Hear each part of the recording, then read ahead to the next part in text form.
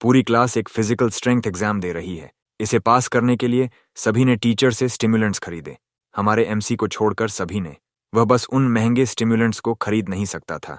जब एग्जाम शुरू होता है तो बाकी लोग मैजिक रिस्ट वेट्स के साथ बेयरली 30 पुलअप्स कर पाते हैं। वे अपनी पूरी कोशिश करते हैं, लेकिन यह उनकी लिमिट है। जब हमारे एमसी की बारी आती है तो टीचर स्टिमुलेंट्स न खरीदने का बदला लेने का फैसला करता है और मैजिक ब्रेसलेट्स पर वेट कई गुना बढ़ा देता है। लेकिन वह एमसी को नहीं रोक पाता है। वह आसानी से 100 पुलअप्स करता है, जिससे बाकी सभी ह्यूमिलिएट हो जाते हैं। उन्हें बस समझ नहीं आता कि यह ब्रोक लूजर उन सबसे आगे कैसे निकल गया। और यहाँ बताया गया है कि उसे यह स्ट्रेंथ कैसे मिली। जो भारी डेट वाला एक bottom of the barrel E ranker था। अपने निराशाजनक जीवन को ठीक करने के लिए उसने आखिरी काम एक डीमन को समन करना था जो उसे अमीर और शक्तिशाली बना सके। हालांकि डेविल के साथ डील ऐसे नहीं होता है। जब आसमान से एक बिजली गिरती है और उसकी पैथेटिक जिंदगी को वहीं खत्म कर देती है, तो वह यह बात मुश्किल से सीखता है। कुछ ही देर बाद वह दिमाग सुन्न कर देने वाले हेडेक के साथ उठता है, क्योंकि उसके पास अभी भी एक इम्पॉर्टेंट प्रोजेक्ट खत्म करना बाकी है। जब हमारा लड़का अपनी रिफ्लेक्शन देखता है तो वह अपने ही चेहरे से पूरी तरह शॉक्ड हो जाता है। आसमान में विशाल सफेद पेड़ को देखते हुए वह सोचता है कि आखिर चल क्या रहा है। तभी एक मिस्टीरियस बीइंग उसे समन करने के लिए बधाई देता है और उसे ठीक 3 विशेस देता है। इससे वह एक पल के लिए घबरा जाता है और आखिरकार उसे एहसास होता है कि उसे किसी और वर्ल्ड में भेज दिया गया है। पहले वह सोचता है कि वह किसी इसेकाई स्टोरी का प्रोटैगनिस्ट है और उसे 3 विशेस देने वाली तैरती हुई बुक एक विश ग्रांटिंग गोल्ड फिंगर है। 3 विशेस को बहुत कम समझते हुए उसे एक बिग ब्रेन आइडिया आता है और बोल्डली अपने पहले रिक्वेस्ट के रूप में 10 विशेस मांगता है। यह सुनकर डिमोनिक बुक एक्साइटेड हो जाती है जब वह जल्दी से पकड़ लेती है कि यह उसका असली समनर नहीं है। यह महसूस करने पर कि जो के शरीर में एक नई सोल आ गई है, डीमन अपने असली रूप में बदल जाता है। हमारा लड़का उस मॉन्स्टर को देखकर कंफ्यूज्ड भी है और उसकी पैंट्स वेट हो रही है, जो उसे बताता है कि उसने बॉडी की ओरिजिनल सोल को खा लिया था और उसे इस पर कब्जा करना था। वह जल्दी से महसूस करता है कि उसे गलत वर्ल्ड में भेज दिया गया है।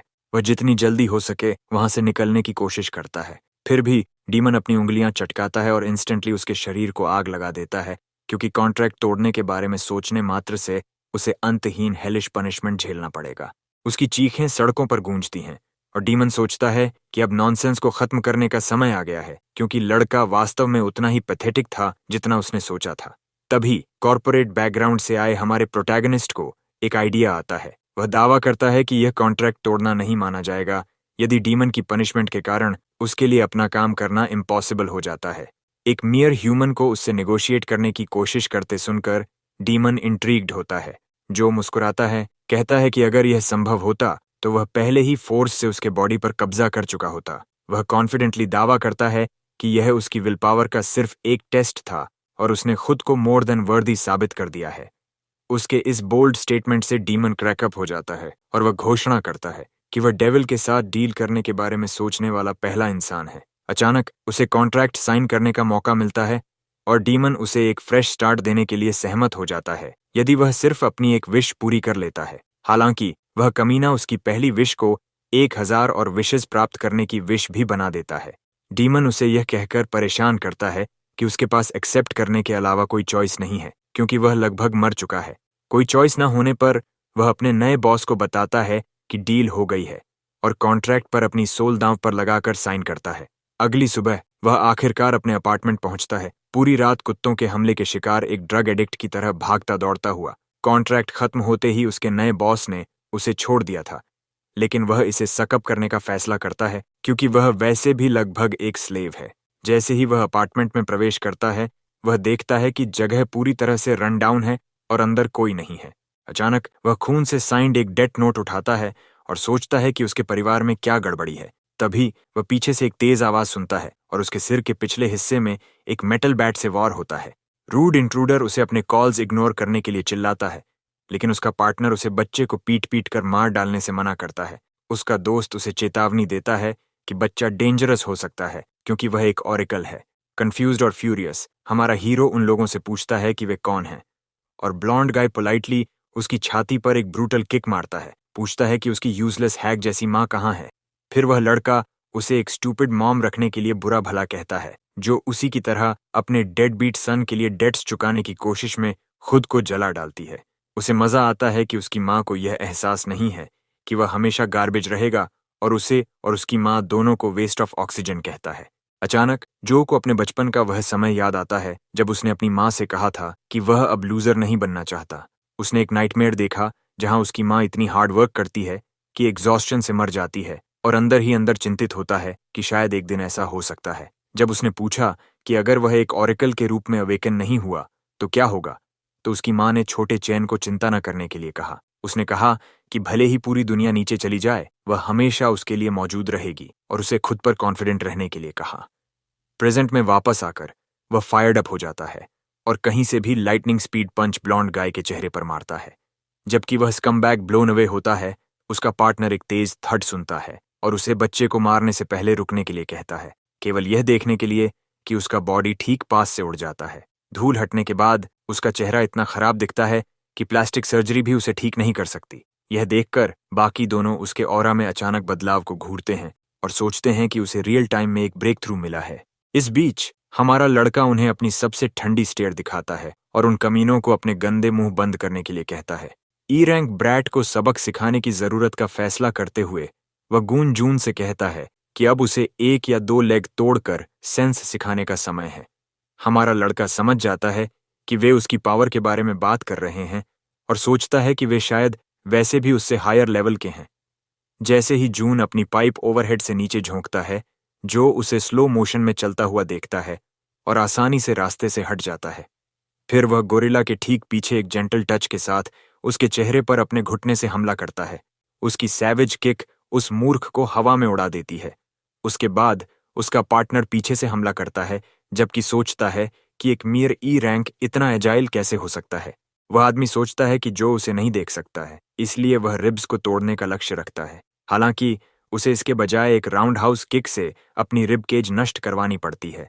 जैसे ही उसे पिछली रात के ट्रैश की तरह बाहर फेंक दिया जाता है, वह आदमी विश्वास नहीं कर पाता कि आखिर हो क्या रहा है। वह आदमी हमारे लड़के से मर्सी के लिए भीख मांगता है क्योंकि वह केवल लिनू के ऑर्डर्स पर लोन मनी कलेक्ट करने आया था। यह सुनकर वह लोन शार्क को अपने बॉस को बताने के लिए कहता है कि उसे उसका पैसा उचित समय में मिल जाएगा, इसलिए उसे शांत होने और उसकी जिंदगी से दूर हो जाने की जरूरत है।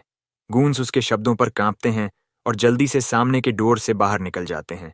तभी जो डीमन से पूछता है कि क्या वह वहां है, और गोल्डफिंगर सरप्राइज्ड है कि एमेटर उसकी प्रेजेंस को सेंस कर पाया। वह जवाब देता है कि वह उसके शरीर के माध्यम से उसकी पावर सर्जिंग स्ट्रांगली को महसूस कर पा रहा था और डीमन उसे हेल्प के लिए ग्रेटफुल होने के लिए कहता है। हमारा लड़का एक्साइटेडली उसे बटर अप करता है और उसे बॉस कहकर बुलाता है और कहता है कि अगर वह उसकी पावर बोरो करता है तो उसे किसी से डरने की जरूरत नहीं है। यह डीमन को इरिटेट करता है क्योंकि एक पेजेंट मॉर्टल को उस पावर का उपयोग करने के बारे में सोचने की हिम्मत भी नहीं करनी चाहिए, जो अगर वह अपनी लिमिट से अधिक उपयोग करता है तो आसानी से उसका जीवन समाप्त कर सकती है।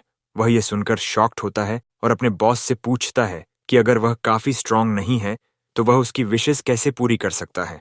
गोल्डफिंगर उसे अश्योर करता है कि वह रिवॉर्ड से स्ट्रांगर बनेगा, लेकिन उसे वार्न करता है कि अभी के लिए उसकी पावर का उपयोग करने के बारे में भूल जाए।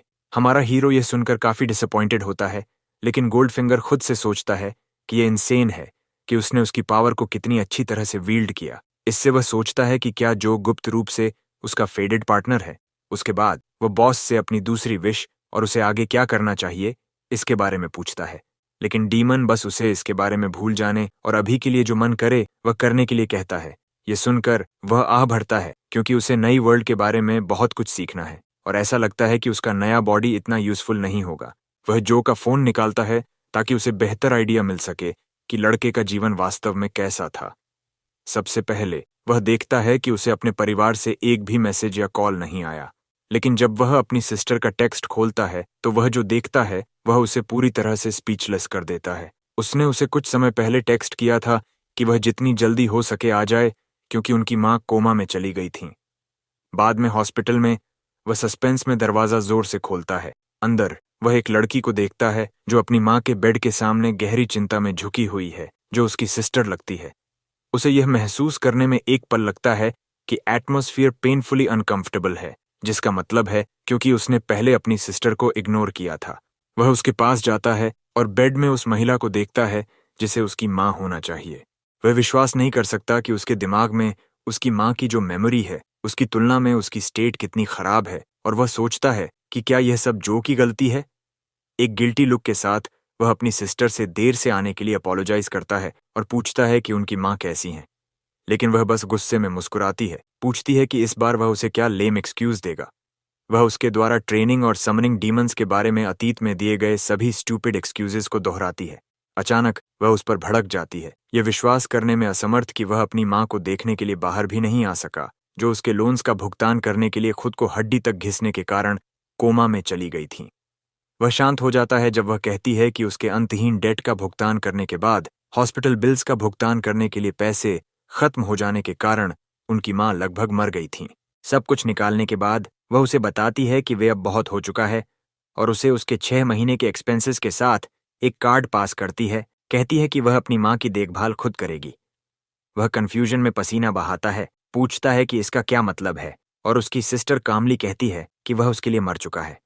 बाद में बाहर गोल्डफिंगर उसकी डार्क इमोशंस को सेंस करता है और पूछता है कि ह्यूमन गर्ल के शब्दों से उसे इतनी चोट क्यों लगी। डीमन उसे अश्योर करता है कि वह इसका कारण नहीं था, लेकिन उसे याद आता है कि जो की सिस्टर ने उसे अपने पैथेटिक सेल्फ की याद दिलाई जिसने कभी वही गलती की थी।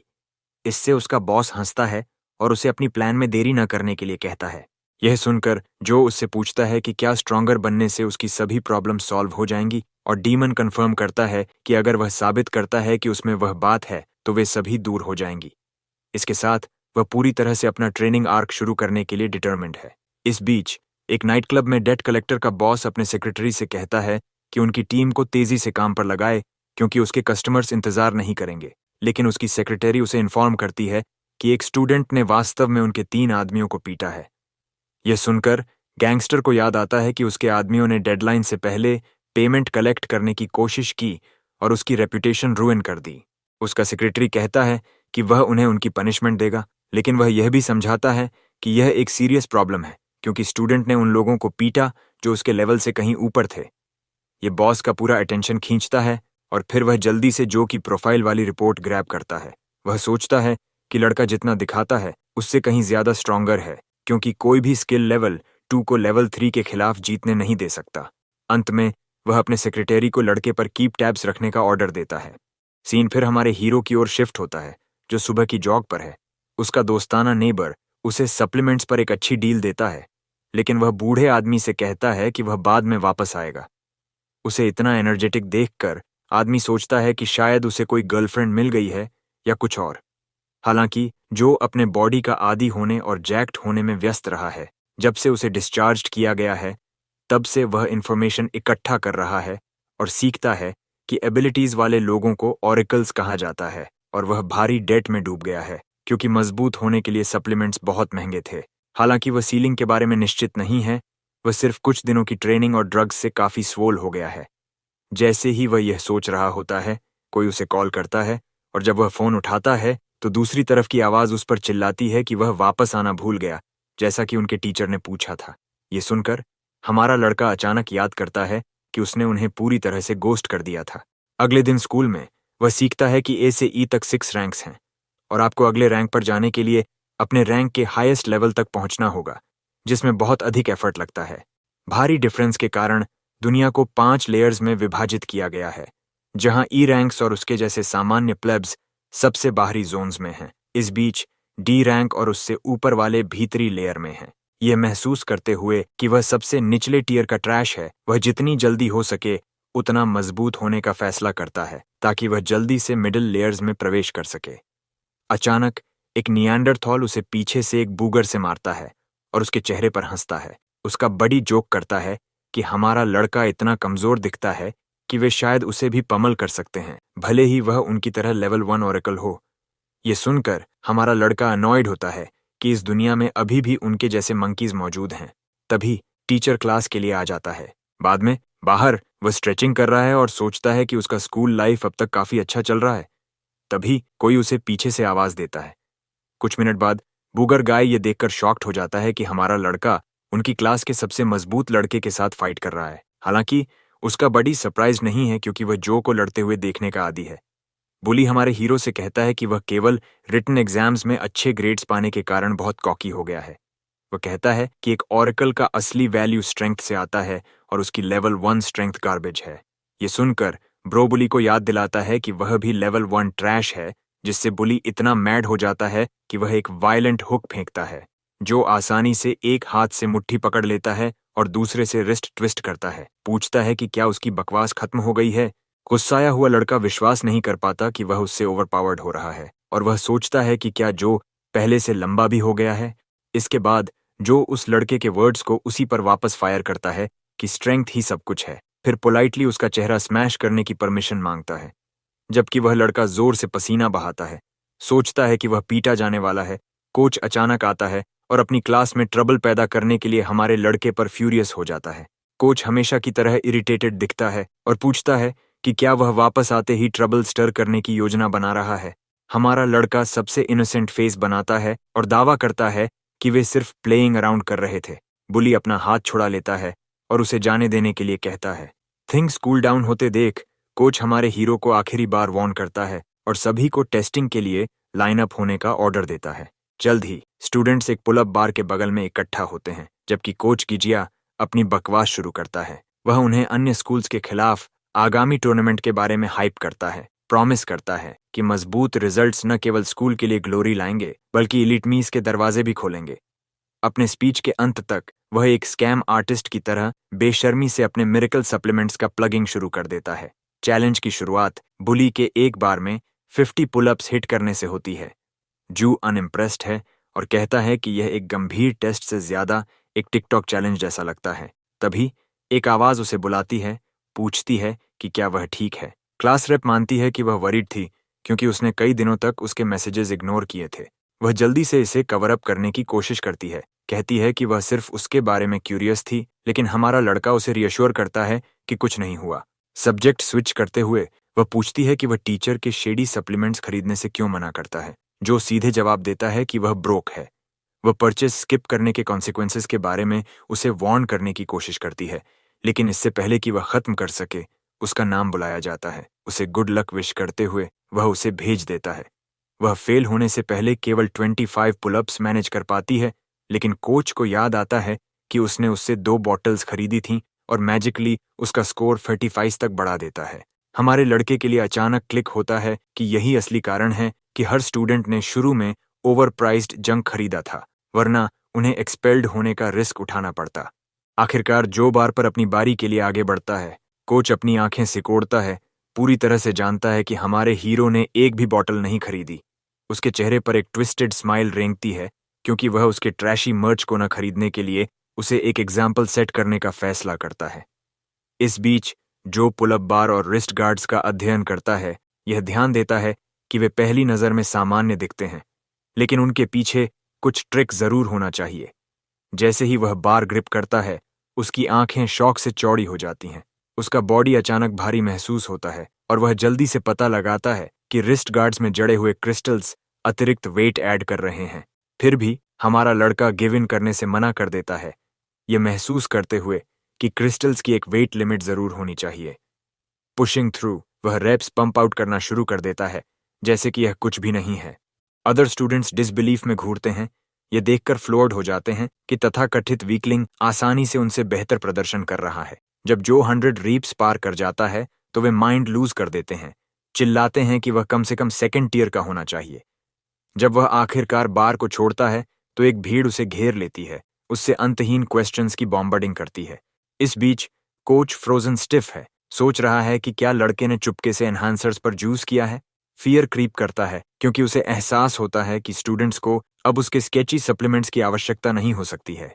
तभी वह एक डेविलिश स्माइल देता है, हमारे हीरो के लिए एक नास्टी प्लान बना रहा है। सीन प्रिंसिपल पर कटता है, जो उनके सेकंड टियर इवेंट्स के कैंसिलेशन के बारे में एक फोन कॉल पर फ्यूमिंग कर रहा है। वह आर्ग्यू करता है कि स्कूल अंडर फंडेड है और मुश्किल से 3rd टियर स्टूडेंट्स के साथ काम चला रहा है।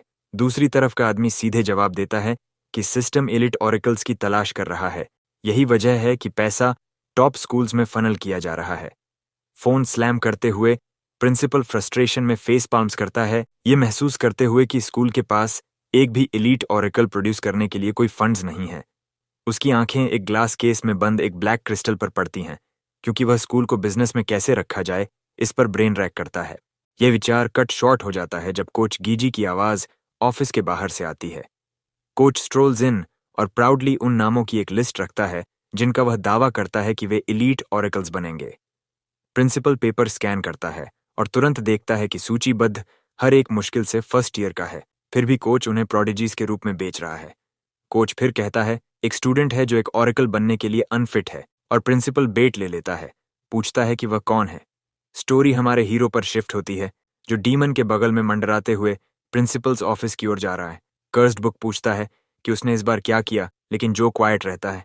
डोर के बाहर खड़े होकर उसे याद आता है कि हेडमास्टर की रेपुटेशन कितनी नास्टी है, और होप करता है कि इस मीटिंग से कुछ भी बुरा ना हो। जैसे ही वह हैंडल रीच करता है, उसके सामने फ्लेम्स बर्स्ट हो जाते हैं, जिससे वह पूरी तरह से कॉट ऑफ गार्ड हो जाता है।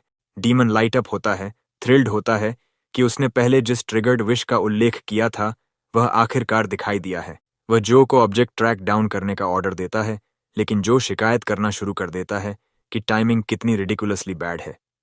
उसके विचार कट शॉर्ट हो जाते हैं जब प्रिंसिपल खुद साइलेंस ब्रेक करता है, उसे टाइम वेस्ट करना बंद करने और अंदर आने के लिए कहता है। अंदर कदम रखते हुए जो पोलाइटली पूछता है कि हेडमास्टर ने उसे क्यों बुलाया। आदमी उसके स्कूल रिकॉर्ड फ्लिप थ्रू करता है और फिर स्टूडेंट से पूछता है कि उसके अनुसार ऑरेकल बनने के लिए क्या लगता है। रिप्लाई का इंतजार किए बिना प्रिंसिपल खुद जवाब देता है, कहता है यह सब मनी पर निर्भर करता है। फिर वह जो को शून्य हेजिटेशन के साथ बताता है कि वह अभी क्विट कर दे, जबकि वह अभी भी अहेड है। उसके चेहरे से कलर ड्रेन हो जाता है और प्रिंसिपल यह समझाना जारी रखता है कि एक ऑरेकल डेवलप करने की कॉस्ट बहुत अधिक है। वह इंसिस्ट करता है कि जो सिर्फ एक ब्रोक किड है जो लंबे समय तक यहाँ सर्वाइव नहीं कर सकता है। अपने दिमाग में वह सोचता है कि वीक स्टूडेंट्स के साथ अभी लॉसेस कट करना बेहतर है, और वह ट्यूशन फी वापस करने को भी तैयार है। जो सिचुएशन प्रोसेस करने के लिए कुछ सेकंड लेता है। इस बीच डीमन की आंख चौड़ी हो जाती है क्योंकि उसे अचानक पता चलता है कि क्रिस्टल ही ऑब्जेक्ट है और हमारे हीरो को इसे ग्रैब करने के लिए कहता है। वह चुपचाप कर्स्ड बुक से विस्पर करता है कि वह इसे खुद ग्रैब कर ले, लेकिन डीमन तुरंत उसे याद दिलाता है कि इसे एक्ट करने के लिए किसी और की जरूरत है। जे पॉज करता है, विचारों में खोया हुआ, यह महसूस करते हुए कि उसे मिड सिटी जोन में एब्सोल्युटली जाना होगा, जिसका मतलब है कि वह यहाँ एक्सपेल्ड होने का जोखिम नहीं उठा सकता, चाहे कुछ भी हो। वह खुद का अध्ययन करता है और याद करता है कि इस एकेडमी से एक भी स्टूडेंट कभी E2 लेवल से आगे नहीं गया है। यही वजह है कि इन स्टूडेंट्स को इतना वैल्यूएबल माना जाता है। हमारा लड़का फिर डीमन से पूछता है कि क्या वह इस मिशन के लिए रिवॉर्ड डिसाइड कर सकता है। उस पल डीमन के लिए क्लिक होता है कि जो क्या प्लानिंग कर रहा है, लेकिन इससे पहले कि वह बोल सके, जो उसे कट ऑफ करता है और डिक्लेयर करता है कि वह बोरो पावर स्किल चाहता है। गोल्ड फिंगर एक्सप्लोड होता है, उस पर चिल्लाता है, उसे याद दिलाता है कि वह चॉइस कितनी इनसेन और डेंजरस है। लेकिन हमारा लड़का लॉक्ड इन है। वह आर्ग्यू करता है कि अगर वह एक्सपेल्ड हो जाता है तो डीमन की विश कभी ट्रू नहीं हो सकती है, और डिमांड करता है कि कर्स्ड बुक उस पर ट्रस्ट करे। रिलक्टेंटली गोल्ड फिंगर केव इन होता है और मानता है कि यहाँ से जो कुछ भी होता है उसके लिए उसे ब्लेम नहीं किया जा सकता है। जो के सामने एक ग्लोइंग पैनल मटेरियलाइज होता है, पूछता है कि क्या वह बोरो पावर स्किल चाहता है। वह बिना हेजिटेशन के तुरंत एक्सेप्ट करता है। प्रिंसिपल फिर उसके विचारों को इंटरप्ट करता है, पूछता है कि क्या उसके पास कोई फाइनल वर्ड्स हैं। वह फर्मली आंसर करता है कि वह प्रिंसिपल से अपने लेवल का फिर से असेस करने के लिए कहता है और उसके बाद ही डिसाइड करे। प्रिंसिपल होपलेस रिक्वेस्ट पर सिर हिलाता है, लेकिन फिर भी अपना हाथ बढ़ाता है। कॉन्टैक्ट पर वह नोट करता है कि जो की स्ट्रेंथ रिकॉर्ड से अधिक है, लेकिन फिर भी रुकने के लिए काफी नहीं है। अपनी आंखें बंद करते हुए जो महसूस करता है कि यह उसका लास्ट चांस है, और डेस्परेटली जितना संभव हो उतना स्टार एनर्जी एब्जॉर्ब करने की कोशिश करता है। फिर वह प्योर ऑरा एमिट करना शुरू कर देता है, जिससे प्रिंसिपल शॉक हो जाता है। यहाँ तक कि डीमन भी टेकन बाय सरप्राइज होता है, क्योंकि उसने कभी एक्सपेक्टेड नहीं किया था कि बच्चे की एनर्जी उसके द्वारा उधार दी गई पावर से सरपास हो जाएगी। प्रिंसिपल शॉक में स्टैगर वापस करता है कि क्या हुआ। उसे हिट होता है कि जो ने अभी अभी समहाउ ब्रेक थ्रू किया और 4th लेवल रीच किया। अपने टीथ ग्राइंड करते हुए आदमी अपना कंपोजर रिगेन करता है और हमारे लड़के को बुलाता है, उसे आगामी स्कूल टूर्नामेंट में पार्टिसिपेट करने के लिए कहता है। जो सरप्राइज में पलक झपकाता है, ये पता लगाने की कोशिश करता है कि हेडमास्टर का टोन इतनी अचानक फ्लिप क्यों हो गया। एक बार जब डस्ट सेटल्स हो जाती है तो वह यह समझ पाता है कि वह आदमी शायद ली को कचरे से खींचकर स्कूल ले जाना चाहता है, और उसे एजुकेशन डिपार्टमेंट के सामने शो ऑफ करने के लिए इस्तेमाल करना चाहता है। प्रिंसिपल ये एडमिट करता है कि खर्च चलाने के लिए वह यूजलेस स्टूडेंट्स को हटाना चाहता था और फिर जो को इस मैस में फंसाने के लिए अपोलोजाइज करता है। इनाम के तौर पर वह उसे एक फुल स्कॉलरशिप के साथ साथ हर हफ्ते 6 बोतल सप्लीमेंट्स भी देता है। वह सीधे शब्दों में कहता है, हमारे हीरो को अपने स्कूल का रिप्रेजेंटेशन करना होगा क्योंकि एकेडमी का पूरा भविष्य उस पर निर्भर है। ये महसूस करते हुए कि वह आदमी कितना डेस्परेट है, हमारा लड़का अपनी बात रखता है और पूछता है कि क्या उसे शेल्फ पर रखा ब्लैक क्रिस्टल मिल सकता है। प्रिंसिपल एक्सप्लेन करता है कि यह ब्लैक स्टार क्रिस्टल से तराशा गया है, जिसे मूल रूप से पिछले हेड द्वारा वापस लाया गया था और यह स्कूल्स फेथ का रिप्रेजेंट करता है। लेकिन फिर वह आह भरता है कि अगर स्कूल गिर जाता है तो उसके सिंबल का कोई मतलब नहीं रह जाता, इसलिए वह सहमत हो जाता है कि वह उसे सौंप देगा। हमारा हीरो आत्मविश्वास के साथ रिस्पॉन्ड करता है, ये वादा करते हुए कि वह टूर्नामेंट जीतने के लिए अपना सब कुछ दे देगा। प्रिंसिपल फिर टॉपिक शिफ्ट करता है और पूछता है कि वह इतना स्ट्रांग कैसे हुआ, जो इसे कैजुअली प्ले ऑफ करता है। कहता है कि वह अपनी स्ट्रेंथ को हर समय छिपा रहा था। हेडमास्टर लगभग चोक हो जाता है, सोचता है कि एक लेवल मास्क करना अल्टीमेट प्रो गेमर मूव है और कसम खाता है कि वह किसी को इसके बारे में एक शब्द भी नहीं बताएगा। तभी एक महिला ऑफिस में आती है और प्रिंसिपल उसे जो को एलीट क्लास तक एस्कॉर्ट करने का निर्देश देता है। थोड़ी देर बाद वह एक्सप्लेन करती है कि पूरी दूसरी फ्लोर केवल एलीट्स के लिए रिजर्व्ड है। सब्जेक्ट शिफ्ट करते हुए वह कैजुअली पूछती है कि प्रिंसिपल के साथ उसका किस तरह का कनेक्शन है, लेकिन जो उसे कुछ भी दिए बिना बात टाल देता है। तभी कोच गीजिया फुल स्पीड से अंदर आता है। वह अपोलोजाइज करता है, कहता है कि उसने हेडमास्टर से डिसीजन पर फिर से विचार करने की बेग की, लेकिन इसका कोई फायदा नहीं हुआ। महिला टीचर उसे बीच में ही काट देती है, क्लैरिफाई करती है कि जो को बिल्कुल भी एक्सपेल नहीं किया जा रहा है और वह वास्तव में एलीट क्लास में मूव हो रहा है। वह यह भी कहती है कि प्रिंसिपल अब उसे ढूंढ रहा है, जिससे कोच का चेहरा लूज ऑल कलर हो जाता है। बाद में उस रात वह खुद को अपने छोटे से अपार्टमेंट तक घसीटता है और बेड पर क्रैश हो जाता है। वह खुद से बड़बड़ाता है, सोचता है कि उस जैसे एक ब्रोक किड को इतने कम समय में लेवल 4 तक कैसे पहुंचना चाहिए। डेमन तुरंत बीच में आता है, उसे मिशन की याद दिलाता है। गोल्डफिंगर वार्न करता है कि उसकी पावर हमेशा के लिए ह्यूमंस को ट्रिक नहीं कर पाएगी और वह एडमिट करता है कि वह पहले ही यह पता लगा चुका है। फिर भी वह तर्क करता है कि उसे फ्री सप्लीमेंट्स मिले हैं और वह एक्सपल्शन डॉज कर गया है, इसलिए लाइफ अभी इतनी बुरी नहीं लग रही है। अपना फोन देखते हुए उसे एहसास होता है कि रियल क्राइसिस अभी भी डेट का पहाड़ है और उसे जल्द ही एक मनी मेकिंग प्लान कुकअप करने की जरूरत है। अगले दिन स्कूल में वह पहले से कहीं ज्यादा डिप्रेस्ड दिखता है। धूल भरे खराब दिख रहे एरिया को देखते हुए वह सोचता है कि वह किस तरह के डंप में आ गया है। अचानक कोई उसका नाम पुकारता है।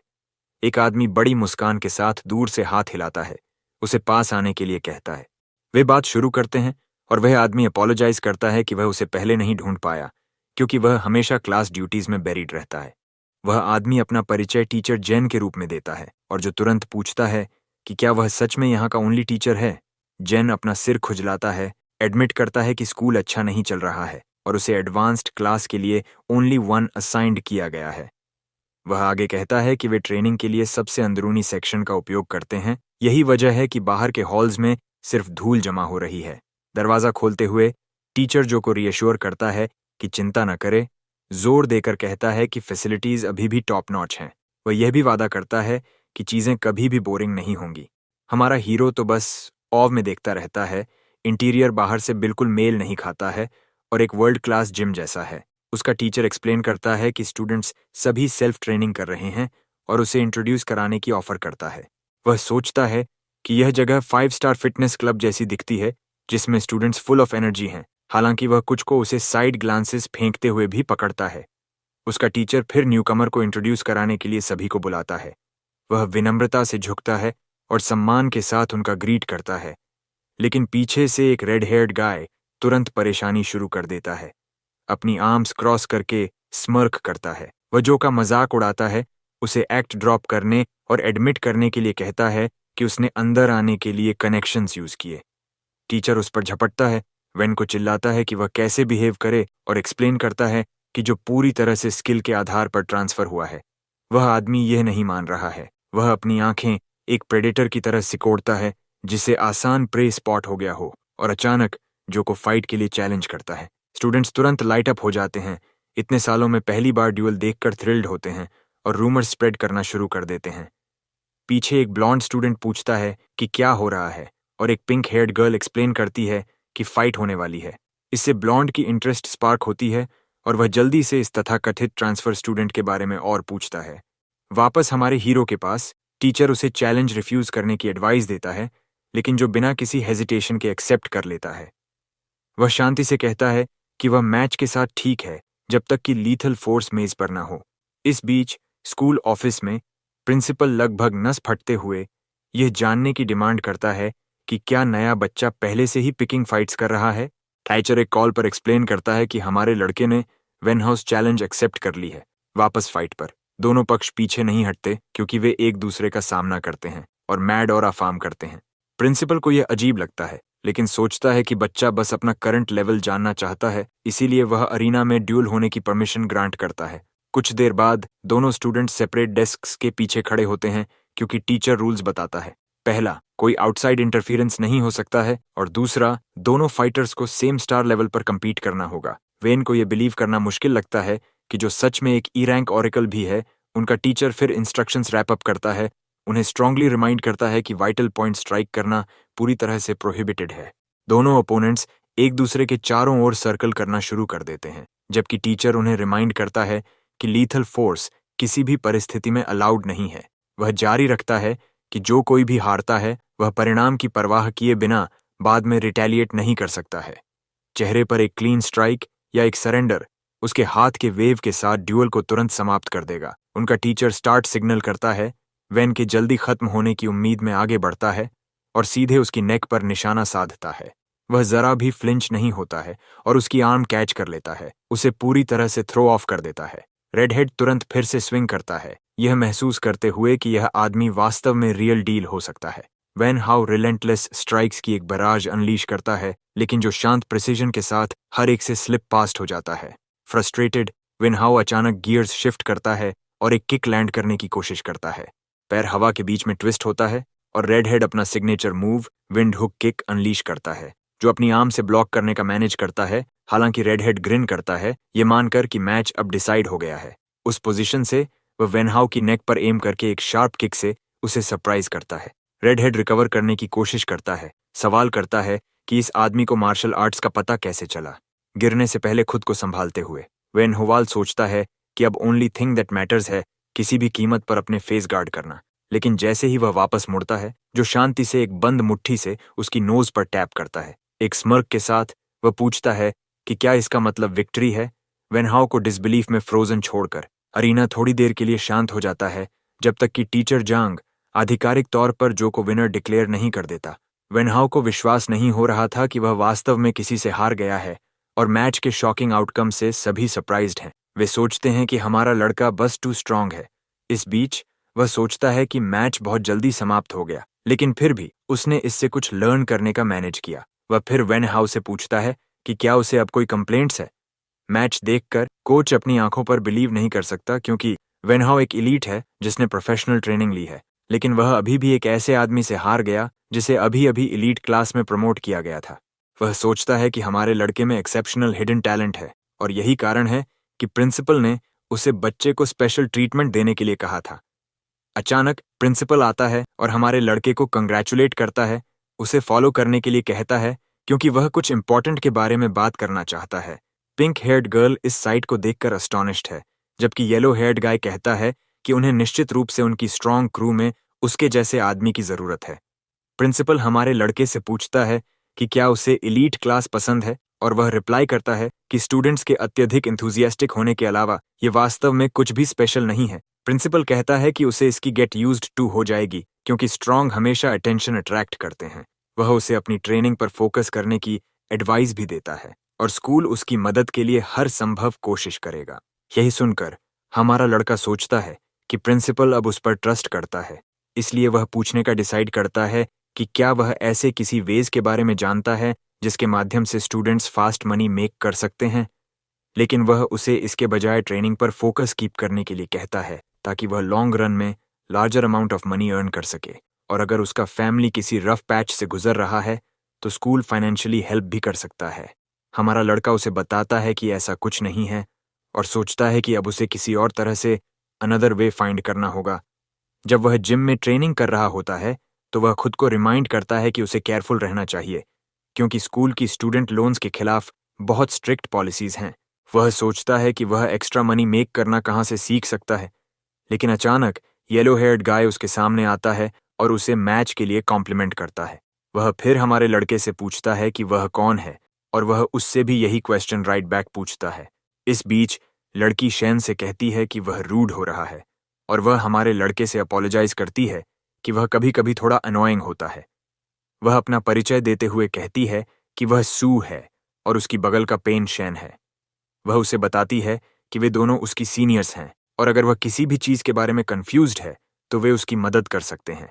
अनोइंग गाय फिर कहता है कि वे अब से एक टीम है और वह टीम लीडर है, इसीलिए वह पर्सनली गुड केयर लेगा। वह फिर हमारे लड़के से उस कॉम्बैट टेक्निक के बारे में पूछता है जिसका उसने वैन हाउ के खिलाफ इस्तेमाल किया था, लेकिन हमारा हीरो कहता है कि वह ऐसी किसी भी टेक्निक्स के बारे में बिल्कुल नहीं जानता। लीडर सरप्राइज गेट जाता है जब हमारा लड़का उसे बताता है कि उसने जो मूव यूज किया वह केवल एक रिफ्लेक्स था। वह कहता है कि यह पता चलने पर वेनहाउ फ्यूरियस होगा और सू जल्दी से कहती है कि वह उसे एक्सप्लेन करेगी। वह एक्सप्लेन करती है कि combat techniques special super moves हैं जिन्हें एक व्यक्ति स्क्रोल्स या मेमोरी स्टोन से सीखता है और किसी के पास इस पर जितनी अधिक मास्टरी होती है वह उतना ही स्ट्रॉन्गर हो जाता है। उनके पास कई अलग अलग टाइप्स हैं और स्ट्रॉन्ग फाइटर्स इन टेक्निक्स को अपनी फाइटिंग स्टाइल्स में कंबाइन करते हैं। शेन फिर उसे बताता है कि वेनहाउ ने मैच में एक D rank combat technique use की थी जिसे हुक विंड किक के नाम से जाना जाता है। यह सुनकर हमारा लड़का सोचता है कि यही कारण होगा कि वह किक को ठीक से ब्लॉक नहीं कर पाया और अगर वह ऐसी टेक्निक एक्वायर कर सकता है तो उसके जीतने की ग्रेटर चांस होगी। वह पूछता है कि क्या वे रेयर हैं और लीडर एक्सप्लेन करता है कि उनकी रेयरिटी रैंक्स पर डिपेंड करती है। स्कूल उन्हें बेसिक वंस सिखाता है, लेकिन वे पावरफुल केवल 2 कंडीशंस में लर्न कर सकते हैं। वे या तो उन्हें बाय करते हैं या कोई उन्हें शेयर करता है, लेकिन वे वास्तव में एक्सपेंसिव होते हैं। आज के मार्केट में एक बेसिक डी रैंक टेक्निक की कीमत भी लगभग 5 लाख हो सकती है। शोइंग ऑफ करते हुए वे दोनों उसे बताते हैं कि उनके पास एक कॉम्बैट टेक्निक है और अगर वह देखना चाहता है तो वे उसे दिखा सकते हैं। जो सोचता है कि ये दोनों वास्तव में रिच होंगे क्योंकि इतनी बड़ी अमाउंट उनके लिए कुछ भी नहीं है। अचानक उसे लगता है कि वह उनसे उन डिफरेंट वेज के बारे में पूछ सकता है जिनसे वह क्विक मनी मेक कर सकता है। वह उनसे पूछता है कि क्या उसके लिए मनी अर्न करने का कोई फास्ट वे है, लेकिन वह कहता है कि वह रॉबिंग अ बैंक जैसा कुछ भी इलीगल नहीं करना चाहता। शेन उसे बताता है कि उसका only option black water district है, लेकिन सू जल्दी से उसे ऐसा नॉनसेंस अटर न करने के लिए कहती है। वह फिर कहता है कि उसने सुना है कि वहां कुछ भी हो सकता है, लेकिन स्कूल स्टूडेंट्स को उस डिस्ट्रिक्ट में एंटर करने से फॉरबिड करता है। उसके बाद लीडर हमारे लड़के से पूछता है कि उसे टेक्निक के लिए कितने मनी की जरूरत है और वह लगभग ट्रेन कहता है। वे दोनों तुरंत अपने अकाउंट्स चेक करते हैं, लेकिन वे पूरी तरह से ब्रोक हैं। इस बीच हमारा लड़का सोचता है कि वह स्कूल के बाद वैसे भी ब्लैक वाटर डिस्ट्रिक्ट चेकआउट करेगा क्योंकि उसे अभी मनी की सख्त जरूरत है। वह मैप्स का उपयोग करके डिस्ट्रिक्ट पहुंचता है और सोचता है कि यह उसके घर के बहुत करीब है। कोई नहीं सोच सकता कि वह एक स्टूडेंट है क्योंकि अब उसने अपनी यूनिफॉर्म नहीं पहनी हुई है। वह बॉस से यह भी पूछता है कि वह इस डिस्ट्रिक्ट के बारे में क्या सोचता है, लेकिन उसे एक भी रिप्लाई नहीं मिलता। जो कुछ उसने सुना है उसके अनुसार आउटर जोन्स में मजबूत फाइटर्स नहीं होते हैं और उसका पावर लेवल एक लेवल 4 ऑरेकल के बराबर है, इसलिए वह किसी को भी आसानी से संभाल सकता है। अगर सिचुएशन बिगड़ जाती है तो उसे यकीन है कि वह कम से कम सुरक्षित भाग सकता है। करीब से देखने के बाद वह सोचता है कि इस एरिया को निश्चित रूप से छोड़ दिया गया है और वह आश्चर्यचकित होता है कि क्या यह वास्तव में मिरेकल जोन है। लेकिन फिर भी उसे आसपास हल्के फुटप्रिंट्स दिखाई देते हैं जो उसे एक छिपे हुए सीक्रेट पाथवे की ओर ले जाते हैं। वह सावधानी से पाथवे से गुजरने के बाद आखिरकार मिरेकल जोन पहुंचता है। मिरेकल जोन में हमारा लड़का गंदी सराउंडिंग्स और सभी शेडी डीलिंग्स को देखता है। वह सोचता है कि कोई इस जगह के बारे में बात नहीं करता क्योंकि यहाँ कोई लॉज नहीं है और प्रॉफिट कमाने के लिए सचमुच कुछ भी किया जा सकता है। ये सब चीजें देखने के बाद उसे उम्मीद की एक किरण मिलती है कि वह अपना डेट चुकाने के लिए सच में काफी मनी कमा सकता है। अचानक वह पीछा कर रहे गूंज से पूछता है कि वे कब तक उसका पीछा करने की योजना बना रहे हैं। गूंज में से एक उसकी शार्प इंस्टिंक्ट्स की तारीफ करता है और कहता है कि वह तब हमला करने की योजना बना रहा था जब वह पूरी तरह से केयरलेस हो जाए। लेकिन अब सिचुएशन बदल गई है और वह उसे सबके सामने पीटने जा रहा है। वह कहता है कि उसने पहले भी उसके जैसे बहुत से लड़के देखे हैं, वे अमीर बच्चे जो ब्लैक वाटर डिस्ट्रिक्ट में डिस्गाइज में आते हैं और फिर उनके प्रे बन जाते हैं। जो सोचता है कि वह किसी तरह का इडियट है क्योंकि वह खुद पूरी तरह से ब्रोक है। गून फिर कहता है कि वह एक ऑरेकल है, इसलिए अगर वह भागने की कोशिश करेगा तो यह यूजलेस होगा। वह उसे बताता है कि अगर वह जीना चाहता है तो उसे बस उसके ऑर्डर्स का पालन करना चाहिए और अपनी पॉकेट्स खाली करनी चाहिए। यही सुनकर हमारा लड़का उससे कहता है कि वह सच में बहुत रूड है और एक ही स्ट्राइक में वह अचानक लीडर को जमीन पर गिराकर नॉकआउट कर देता है। बाकी दोनों को गुस्सा आता है कि उसने लीडर को नॉकआउट कर दिया क्योंकि वह सावधान नहीं था, इसलिए वे दोनों उसे शैंक करने के लिए सीधे उसकी ओर दौड़ते हैं। अचानक उन दोनों पर लकड़ी के क्रेट्स गिरते हैं और एक रहस्यमय लड़की जल्दी से हमारे लड़के का हाथ पकड़ लेती है और उसे अपने साथ आने का ऑर्डर देती है। वे दोनों वहां से भाग जाते हैं और एक छिपी हुई सेफ प्लेस पर पहुंचते हैं। जो गर्ल का उसकी मदद के लिए धन्यवाद करता है, लेकिन असलियत में यह उसके लिए महज एक न्यूसेंस है क्योंकि दोनों गाइज को पीटने के बाद वह उनसे सवाल पूछने की योजना बना रहा था। गर्ल ऐसे एक्ट करती है जैसे वह पहले से ही हमारे लड़के को जानती है और उससे पूछती है कि वह यहाँ क्या कर रहा है। ये कहने के बाद वह अचानक पैनिक करती है क्योंकि उसे याद आता है कि उसे छिपकर रहना है। वह उससे सवाल करता है कि क्या वह सच में उसे जानती है, लेकिन वह टॉपिक बदल देती है और कहती है कि उसने बस उसका नाम उसके कॉलर पर पढ़ा। नेम टैग को नोटिस करने के बाद वह उसे तुरंत हटा देता है। वह सोचता है कि यह अच्छी बात है कि लड़की उसे नहीं जानती, क्योंकि उसे कभी एहसास ही नहीं हुआ था कि उसका नाम उसके कॉलर पर हर समय लिखा हुआ था। वह उसे यह बताने के लिए धन्यवाद करता है, जबकि वह सिर्फ खुश है कि उसने अपनी ट्रू आइडेंटिटी एक्सपोज्ड नहीं की। वह उसे सलाह देती है कि वह अपनी इन्फॉर्मेशन को ठीक से छिपाए क्योंकि यह एरिया बहुत डेंजरस है, और फिर कहती है कि वह उसे यहाँ से बाहर निकाल देगी। लेकिन हमारा लड़का उसके ऑफर को मना कर देता है क्योंकि वह यहाँ कुछ मनी कमाने आया है। वह फैसला करता है कि उसे चले जाना चाहिए क्योंकि अगर उसे पता चला कि वह एक स्टूडेंट है तो वह गहरी ट्रबल में पड़ जाएगा। जब जो चला जाता है तो वह सोचती है कि वह निश्चित रूप से जानती है कि वह कौन है और आश्चर्य करती है कि एक स्टूडेंट मिरेकल जोन में क्या कर रहा है। जब उसने उसे छुआ तो उसे एक अजीब फीलिंग हुई जिसके कारण वह सोचती है कि वह पहले ही एक ऑरेकल बन चुका है। इस बीच हमारा लड़का अपना चेहरा ढकने के लिए एक मास्क खरीदता है ताकि उसकी आइडेंटिटी कहीं भी लीक ना हो जाए। जब वह सोच रहा होता है कि उसे मनी कमाने का कोई तरीका नहीं मिला है तो एक अजनबी उसके पास आता है और उसे बताता है कि वह स्थानीय टूर गाइड है और वह उसके सभी सवालों का जवाब दे सकता है। यह सुनकर हमारा लड़का इंट्रीग्ड होता है और उससे पूछता है कि क्या वह किसी ऐसी जगह के बारे में जानता है जहां वह कुछ क्विक मनी कमा सकता है। गाइड बहुत खुश होता है क्योंकि उसे लगता है कि उसने हेड काउंट 1 से बढ़ा दी है और गर्व से हमारे लड़के को उसका पीछा करने के लिए कहता है। वह जो को एक फाइटिंग अरीना में ले जाता है जहां वह पूछता है कि क्या यह एक अंडरग्राउंड फाइट क्लब है। गाइड कहता है कि वह सही है और यह फास्ट कैश कमाने का सबसे एफिशिएंट तरीका है। वह बताता है कि आज विनर को प्राइज मनी के साथ साथ लगाए गए बेट से एक विशिष्ट राशि भी मिलेगी। वह कहता है कि ऑरेकल्स भी इन लड़ाइयों में शामिल होते हैं, इसलिए ये matches high risk high reward होते हैं। चल रही लड़ाई को देखने के बाद वह सोचता है कि उसके पास निश्चित रूप से यह सब जीतने का चांस है। गाइड हमारे लड़के से पूछता है कि क्या वह भाग लेना चाहता है क्योंकि वह उसे बेटिंग चिप्स दिलवा सकता है। वह उसे बताता है कि वह वैसे भी प्राइज मनी पर अपना चांस लेगा। हमारे लड़के का पीछा करते हुए रहस्यमय लड़की भी फाइट क्लब में प्रवेश करती है और उसे ढूंढना शुरू कर देती है। अचानक वह हमारे लड़के को रिंग के अंदर खड़ा देखती है और आश्चर्य करती है कि वह यहाँ क्या कर रहा है। भद्दा आदमी जो के सामने खुद को हाई एंड माइटी दिखा रहा है, कह रहा है कि वह एक सीटेड फाइटर है, लेकिन हमारा लड़का उसे एक ही स्ट्राइक में नॉकआउट कर देता है। भीड़ सोचती है कि यह बोरिंग है क्योंकि हर फाइटर एक ही पंच में नॉकआउट हो रहा है। हमारा लड़का सोचता है कि उसे इसे जल्द से जल्द खत्म कर देना चाहिए और वह अगले 2 फाइटर्स को भी तुरंत निपटा देता है। इन लड़ाइयों को देखकर क्लब बॉस पूरी तरह से कंफ्यूज्ड हो जाता है क्योंकि उसने उसे लड़ने की अनुमति केवल इसलिए दी थी क्योंकि वह कमजोर लग रहा था।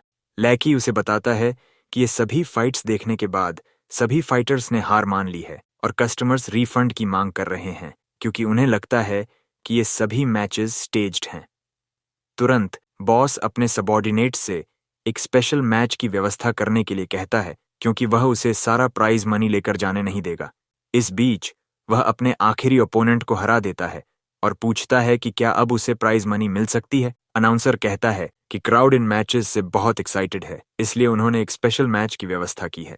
हमारा लड़का सोचता है कि वे कभी भी कैश प्राइज सौंपने की योजना नहीं बनाते हैं। दूसरी ओर लैकीज एक ट्रॉली बाहर लाते हैं जिससे एक मॉन्स्टर बंधा हुआ है। अनाउंसर कहता है कि स्पेशल मैच निफलिन के खिलाफ होगा, जिसे फ्रीक भी कहा जाता है, और उसे देखकर जो सच में सरप्राइज्ड होता है। एनपीसीज उसे ट्रॉली से खोलते हैं और फ्रीक एक मृत शरीर की तरह जमीन पर गिर जाता है। वे तुरंत रिंग से बाहर भागते हैं और उसे कसकर लॉक कर देते हैं। लड़का बस खड़ा रहता है और सोचता है कि क्या हो रहा है। अचानक फ्रीक अपनी नींद से जागता है और उसके चेहरे पर सच में एक मेनेसिंग लुक होता है। भीड़ में एक मोटा आदमी अपनी गर्ल को कंफर्ट करता है कि वह मॉन्स्टर को एक ही पंच में आसानी से हरा सकता है, लेकिन असलियत में उस बीस्ट को देखकर वह लगभग डर के मारे पैंट्स में पी कर चुका था। रहस्यमय लड़की को आश्चर्य होता है कि ऐसी कोई चीज यहाँ हो भी कैसे सकती है। वह जानती है कि जो इसे अकेले नहीं संभाल सकता है और वह अपनी एबिलिटीज से उसे बचा सकती है, लेकिन तब उसका कवर ब्लोन हो जाएगा और उसकी प्लान्स लीक हो जाएंगी। इस बीच हमारा लड़का सोचता है कि यह दुर्भाग्यपूर्ण है कि बॉस ऐसे समय में यहाँ नहीं है और उसे इस मॉन्स्टर को हराने में निश्चित रूप से मुश्किल होगी। जब वह उसकी आंखों में घूरता है तो उसे महसूस होता है जैसे वह प्रे है और मॉन्स्टर हंटर है। उसकी सिक्स्थ सेंस उसे चीख कर दूर भागने के लिए कह रही है, क्योंकि यह चीज बहुत एक्सट्रीमली डेंजरस है।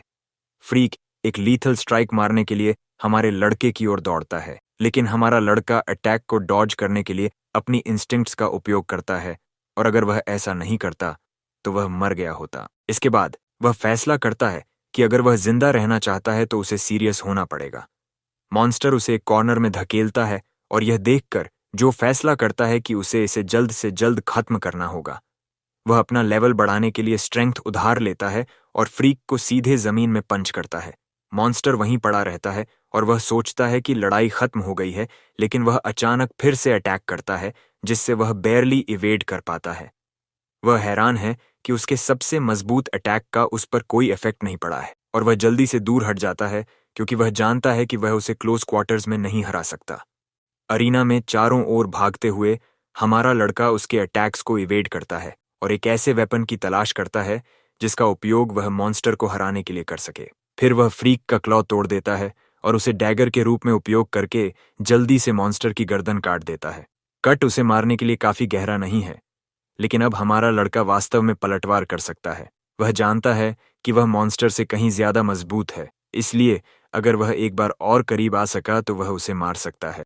इसी विचार के साथ जो आगे दौड़ता है, लेकिन मॉन्स्टर कुछ रहस्यमय गैस छोड़ता है जो सिर्फ स्टीम निकलता है। मॉन्स्टर इस फॉग को डिस्ट्रैक्शन के रूप में उपयोग करता है और हमारे लड़के पर अलग अलग तरफ से अटैक करता है। वह फॉग के अंदर कुछ भी नहीं देख सकता और फ्रीक इस चांस का उपयोग उसे डैमेज पहुंचाने के लिए कर रहा है, क्योंकि उसे डर है कि जैसे ही वह एक भी मूव करेगा हमारा लड़का उसे मार देगा। हमारा लड़का जानता है कि वह ऐसा नहीं होने दे सकता, क्योंकि अगर टाइम रन्स आउट हो गया तो वह मारा जाएगा। वह फैसला करता है कि वह अपनी सभी सेंसेस का उपयोग उसकी लोकेशन की पुष्टि करने और आखिरकार उसे मारने के लिए करेगा। वह जोर से कॉन्सेंट्रेट करता है और तुरंत मॉन्स्टर की लोकेशन पर लॉक कर देता है। उसके बाद वह उसे हाथ से पकड़ता है और उसे साफ काट देता है। ये वह चांस है जिसकी हमारे लड़के को फाइनल ब्लो देने के लिए जरूरत थी और वह सीधे इसके लिए जाता है, लेकिन अफसोस टाइम इज ओवर और उसका दिल दुखने लगता है। इस बीच मॉन्स्टर इस चांस का उपयोग उसे डिसार्म करने के लिए करता है और एक लीथल ब्लो देने के लिए अपनी टंग से हमला करता है। हमारा लड़का अभी भी गेव अप नहीं किया है और वह अपनी लिमिट्स को पार करने का फैसला करता है। वह फिर से स्ट्रेंथ उधार लेता है और मॉन्स्टर को उसकी टंग से पकड़ लेता है। फिर वह उसे हवा में घुमाता है और दोनों जॉज से पकड़ लेता है। वह मॉन्स्टर को चीर कर खोलने और आखिरकार उसे मारने के लिए अपनी पूरी पावर का उपयोग करता है। इस बीच कैमरास के माध्यम से देख रहे ऑफिशियल्स को कोई अंदाजा नहीं है कि वे क्या देख रहे हैं। बॉस घबराकर पूछता है कि क्या नया किड आखिरकार वेंट डाउन हो गया, लेकिन उसका चेहरा जल्दी से पीला पड़ जाता है। अरीना के अंदर खड़ी व्हाइट हेयर्ड गर्ल जो को आंखें फाड़कर घूर रही है, ये सोचकर कि उसने यह कैसे किया। मॉन्स्टर का सिर अभी भी पकड़े हुए वह सीधे कैमरा में घूरता है और वह डेथ स्टेयर अकेले ही ऑफिशियल्स को कोल्ड स्वेट में डाल देता है। बॉस पैनिक करना शुरू कर देता है, कोसता है कि उसने उस फाइटर को लाने में एक फॉर्चून खर्च कर दिया सिर्फ इसलिए कि लड़के ने उसे कुछ भी नहीं की तरह कुचल दिया। अनाउंसर खुद को रिकवर करने के लिए हाथापाई करता है, जो को बधाई देता है और उसे अपना रिवॉर्ड लेने के लिए स्टाफ का पीछा करने के लिए कहता है। कुछ देर बाद बैक स्टेज में कैश से भरा एक ब्रीफ केस उसके सामने रखा है। ऑफिशियल बताता है कि इसका कुल टोटल लगभग $5 लाख है। वह उसे पकड़ने के लिए हाथ बढ़ाता है, लेकिन बॉस अचानक उसे जोर से बंद कर देता है। एक शेडी ग्रिन के साथ वह घोषणा करता है कि डील बदल गई है, कि या तो जो एक परमानेंट फाइटर बन जाता है और पूरी राशि प्राप्त करता है, या वह केवल एक चौथाई लेकर चला जाता है। लड़का अपनी आंखें सिकोड़ता है और मांग करता है कि वह इसे दोहराए। बॉस चिल्लाता है, येलिंग करता है कि उस फाइट के बाद बाकी सभी कंटेस्टेंट्स रैन अवे हो गए और उसके प्राइज्ड वॉरियर को सडन हेड लॉस डिजीज से सफर होना पड़ा। हमारा लड़का पलटवार करता है कि यह उनका ओरिजिनल डील नहीं था। वह उसे याद दिलाता है कि टर्म्स में कहा गया था कि अगर उनका ओपोनेंट रिंग में मर जाता है तो फाइटर्स लायबल नहीं हैं। फिर से पूछ रहा है कि क्या यह सहमत कंडीशन नहीं थी। जो का ऑरा अकेले ही आदमी के चेहरे से रंग छीन लेता है। मर्डरस वाइब्स देते हुए वह पूरे पेमेंट की मांग करता है, वरना कॉन्सिक्वेंसेस होंगे। यह सुनकर बॉस उसे धमकाने के लिए एक गन निकालता है, लेकिन वह ब्लिंक भी नहीं करता। एक ही मोशन में हमारा हीरो वेपन को डिसमेंटल कर देता है और थग की उंगली तोड़ देता है। दर्द से चिल्लाते हुए बॉस अपने आदमियों को किड को बुलेट से भरने का ऑर्डर देता है। उसके लैकीज तुरंत अपनी गन्स निकालते हैं, फायर करने के लिए तैयार। वह बस अनॉयंस में साई करता है, प्रति सेकंड और ज्यादा इरिटेटेड हो रहा है। बाहर व्हाइट हेयर्ड गर्ल एकदम से तनाव में आ जाती है जैसे ही अचानक गनफायर शुरू हो जाता है। एक पल बाद एक आदमी विंडो से हर्ल्ड किया जाता है, एक खाली सोडा कैन की तरह उड़ता हुआ जमीन पर पड़े अनकॉन्शियस बॉडीगार्ड को घूरता है। भीड़ सोचती है कि क्या कोई मूवी फिल्माई जा रही है। हालांकि व्हाइट हेयर्ड गर्ल को शक है कि यह सारा कैओस जो का ही हैंडीवर्क है। इस बीच हमारा हीरो बिना एक पल सोचे बॉडीगार्ड्स के बीच से टेयरिंग थ्रू करता है, इस बात से अनफेज्ड है कि उनके पास गन्स हैं। एक बॉल्ड थग उसे फायर करने के लिए अपनी गन उठाता है, लेकिन वह उसके सिर को सीधा वॉल में स्लैम कर देता है। बाहर बर्स्टिंग वह कैश हाथ में लिए बोल्ट करता है, जबकि ऊपर थग्स उसे कैप्चर करने के लिए ऑर्डर्स चिल्लाते हैं। जैसे ही वह स्ट्रीट्स पर स्प्रिंट करता है, उसे एहसास होता है कि वह अपनी लिमिट को हिट कर रहा है और उसका बॉडी स्लो हो रहा है। उसकी इंजरीज भी धीरे धीरे उसकी स्ट्रेंथ को ड्रेन कर रही हैं। अचानक एक हाथ उसकी हुडी को ग्रैब करता है और उसे एक नैरो एली में यांक कर लेता है। इससे पहले वाली गर्ल तुरंत उसके माउथ पर एक हाथ क्लैंप कर देती है, क्योंकि थग्स बिना ध्यान दिए रश पास्ट हो जाते हैं। एक बार कोस्ट क्लियर होने के बाद वह उसे बताती है कि वह सेफ है, और जो उसे पहले से रिकॉग्नाइज करता है।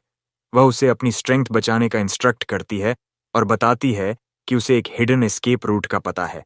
उसे एक टनल तक गाइड करते हुए वह वार्न करती है कि अगर उसने अभी मूव नहीं किया तो थग्स पूरे डिस्ट्रिक्ट को सील ऑफ कर देंगे और उसे कैप्चर कर लेंगे। वह रिस्पॉन्ड करने की कोशिश करता है, लेकिन वह उसे कट ऑफ कर देती है, उसे मूव करने के लिए कहती है। कोई और चॉइस न होने पर वह उसे थैंक्स कहता है और टनल में डार्ट ऑफ हो जाता है।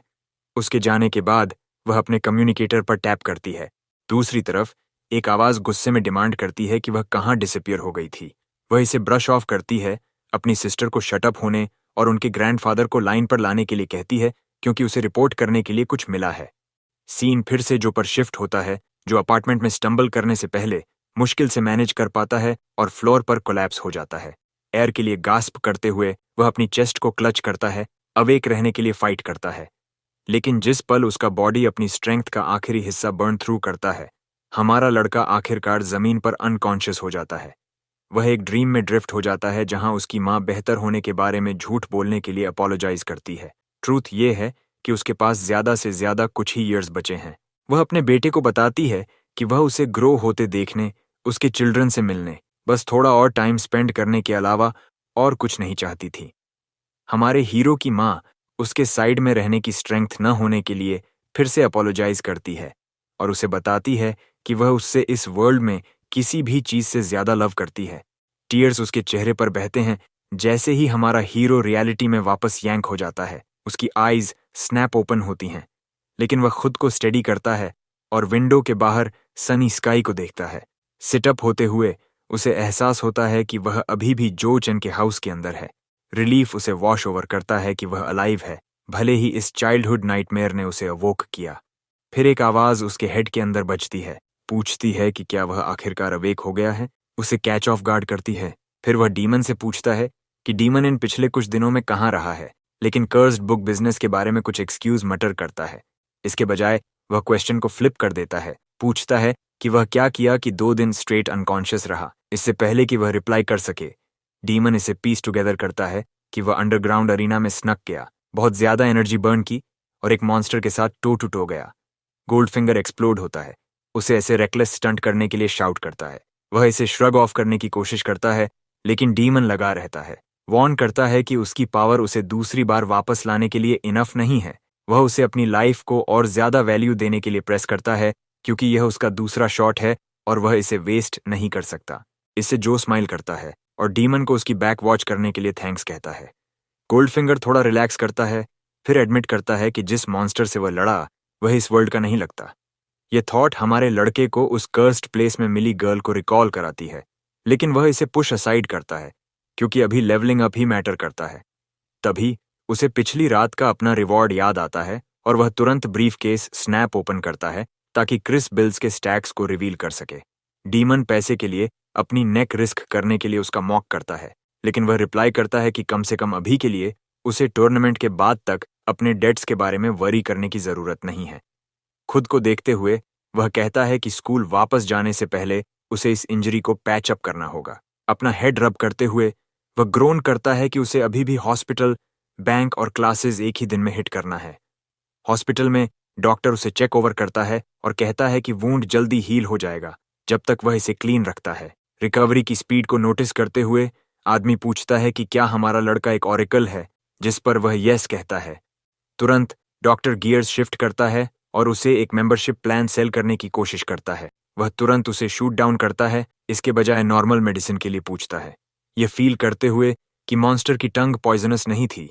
वह डॉक्टर को कुछ ऑइंटमेंट हैंड ओवर करते हुए देखता है, लेकिन जैसे ही वह बॉटल लेता है वह फ्रीज हो जाता है और डिसबिलीफ में घूरता है। फिर डॉक्टर से पूछता है कि बॉटल ग्लो क्यों कर रही है, लेकिन आदमी उसे एक वियर्ड लुक देता है, इंसिस्ट करता है कि यह एक ऑर्डिनरी कंटेनर है। लड़का एक पल के लिए भी इसे बाय नहीं करता, साफ तौर पर इसे उसके हाथ में शाइन करते हुए देखता है। डॉक्टर फिर से मेंबरशिप डील पुश करने की कोशिश करता है, कहता है कि काउंसलिंग सेशंस उसके स्ट्रेस इंड्यूस्ड हेलुसिनेशंस में मदद करेंगे, लेकिन वह श्रिंक को इग्नोर करता है। कॉरिडोर में जो हर जगह एनर्जी के स्ट्रेंज फ्लो को नोटिस करता है, अपना हाथ बाहर पकड़े हुए वह इसे और ज्यादा ब्राइटली ग्लो करते हुए देखता है और रियलाइज करता है कि यह स्टार एनर्जी से टाइड होना चाहिए। अंडरग्राउंड फाइट को याद करते हुए उसे शक है कि उस बैटल ने किसी तरह की अवेकनिंग ट्रिगर की है। फिर वह स्माइल करता है, सोचता है कि अगर वह अब सचमुच स्टार एनर्जी सेंस कर सकता है तो वह इसे और ज्यादा एफिशिएंटली अब्सॉर्ब कर सकता है। तभी एक आदमी ब्राइट ग्रीन ऑरा रेडिएट करते हुए पास से गुजरता है और जो खुद को नॉर्मल एक्ट करने के लिए फोर्स करता है। आदमी के गुजर जाने के बाद वह एक और लुक स्नीक करता है और कोल्ड स्वेट में ब्रेक होता है, सोचता है कि इस आदमी की स्टार एनर्जी अनदर लेवल पर है। ग्रीन हेयर्ड स्ट्रेंजर पॉज करता है कुछ सेंस करते हुए और सोचता है कि क्या उसे अभी स्कैन किया गया था, लेकिन फिर इसे शेक ऑफ करता है। उसके कम्युनिकेटर पर एक आवाज उस पर ब्लास्ट करना शुरू कर देती है, इमीडिएटली एलियन स्टार को ट्रैक डाउन करने की डिमांड करती है। ग्रीन हेयर्ड मैन व्यक्ति को काम डाउन होने के लिए कहता है, क्योंकि वह कुछ समय के लिए कंट्री में स्टिक अराउंड करने की प्लान बनाता है। आवाज पुश बैक करती है, उसे रिमाइंड कराती है कि बॉस की प्रोफेसी ने एलियन स्टार को एक बॉस टियर थ्रेट के रूप में मार्क किया है, जिसे लगातार मॉनिटरिंग की जरूरत है। अपने सनग्लासेस स्लाइड ऑफ करते हुए ग्रीन हेयर्ड मैन स्मर्क करता है और कहता है कि बॉस बहुत ज्यादा वरी करता है। वह डिक्लेयर करता है कि अगर एलियन स्टार सच में उनका एनिमी है तो वह उन्हें बिना किसी हेजिटेशन के क्रश कर देगा। अगले दिन स्कूल में प्रिंसिपल उसे क्लासेस और अपने कॉल्स दोनों को स्किप करने के लिए स्कोल्ड करना शुरू कर देता है। वह अपोलोजाइज करता है और कहता है कि वह कुछ पर्सनल मैटर्स में कॉट अप हो गया था। प्रिंसिपल अपना टोन सॉफ्टन करता है, एंगर से ज्यादा कंसर्न शो करता है, लेकिन वह उसे रियश्योर करता है और पूछता है कि क्या यह टूर्नामेंट के बारे में है। ओल्ड मैन अपना हेड शेक करता है और एक्सप्लेन करता है कि उसे टूर्नामेंट के लिए उस पर पूरा कॉन्फिडेंस है। इसके बजाय वह पूछता है कि क्या स्कूल उसकी मदद कर सकता है अगर वह सच में ट्रबल में है। वह हमारे लड़के को रिमाइंड कराता है कि स्कूल की टॉप प्रायोरिटी एलीट ऑरेकल्स को सपोर्ट करना है, जो स्माइल करता है और उसे वरी न करने के लिए कहता है, टूर्नामेंट में अपना सब कुछ देने का प्रॉमिस करता है, जिससे आखिरकार प्रिंसिपल को ईज मिलता है। थोड़ी देर बाद शेन और सू उससे मिलने के लिए रश ओवर होते हैं, पूछते हैं कि क्या हुआ। शन हमारे लड़के को पहले एक कॉम्बैट टेक्निक मेंशन करते हुए याद करता है और फिर अपनी पॉकेट्स डिग थ्रू करता है। एक क्रेडिट कार्ड पुल आउट करते हुए वह एक्सप्लेन करता है कि उन्होंने उसके लिए 3 लाख पुल टुगेदर करने में मैनेज किया, जिसे वह बाद में कभी भी पे बैक कर सकता है। यह सुनकर वह सरप्राइज से फ्रीज हो जाता है जब उसे रियलाइज होता है कि दोनों ने उसकी बातों को कितनी सीरियसली लिया था। वह उन्हें थैंक्स कहता है, लेकिन एडमिट करता है कि उसने उस टेक्निक को लेने के बारे में अपना माइंड चेंज कर लिया है। तभी वेन हाउ आता है, असामान्य रूप से शाय लग रहा है और अपने पहले के बिहेवियर के लिए अपॉलॉजी के तौर पर 50,000 ऑफर करता है। हमारा हीरो थॉट के लिए उसे थैंक्स कहता है, जबकि सू रेड हेड से इंटरोगेट करना शुरू कर देती है कि क्या उसका कोई शेडी अल्टीरियर मोटिव है। वेनहाउ एडमिट करता है कि वह केवल जो को फ्रॉड कहने के लिए मेकअप करना चाहता था और अब होप करता है कि वे फ्रेंड्स बन सकते हैं। सू लीन इन करती है और विस्पर करती है, पूछती है कि क्या उन्हें लड़के को ज्वाइन होने देना चाहिए, और वह श्रग करता है, कहता है कि उसे माइंड नहीं है। सू फिर वेनहाउ की ओर मुड़ती है और पूछती है कि क्या वह 4th मेंबर बनने के लिए फाइन है, और वह रिप्लाई करता है कि रैंकिंग उसके लिए मैटर नहीं करती। शेन तुरंत उसे बॉस अराउंड करने की कोशिश करता है, उसे एक वाटर बॉटल फेच करने के लिए कहता है, जिससे दोनों के बीच एक हीटेड डिस्कशन स्पार्क हो जाती है। जो बस स्माइल करता है, रियलाइज करता है कि उसे कुछ सॉलिड फ्रेंड्स मिल गए हैं। सीन फिर फास्ट फॉरवर्ड होता है, वह एक ट्रेडमिल पर रन कर रहा है। रिकॉल करता है कि ऑरेकल्स फिजिकल ट्रेनिंग के दौरान ज्यादा एनर्जी अब्जॉर्ब करते हैं, हालांकि अब्जॉर्प्शन रेट पेनफुली स्लो निकलती है।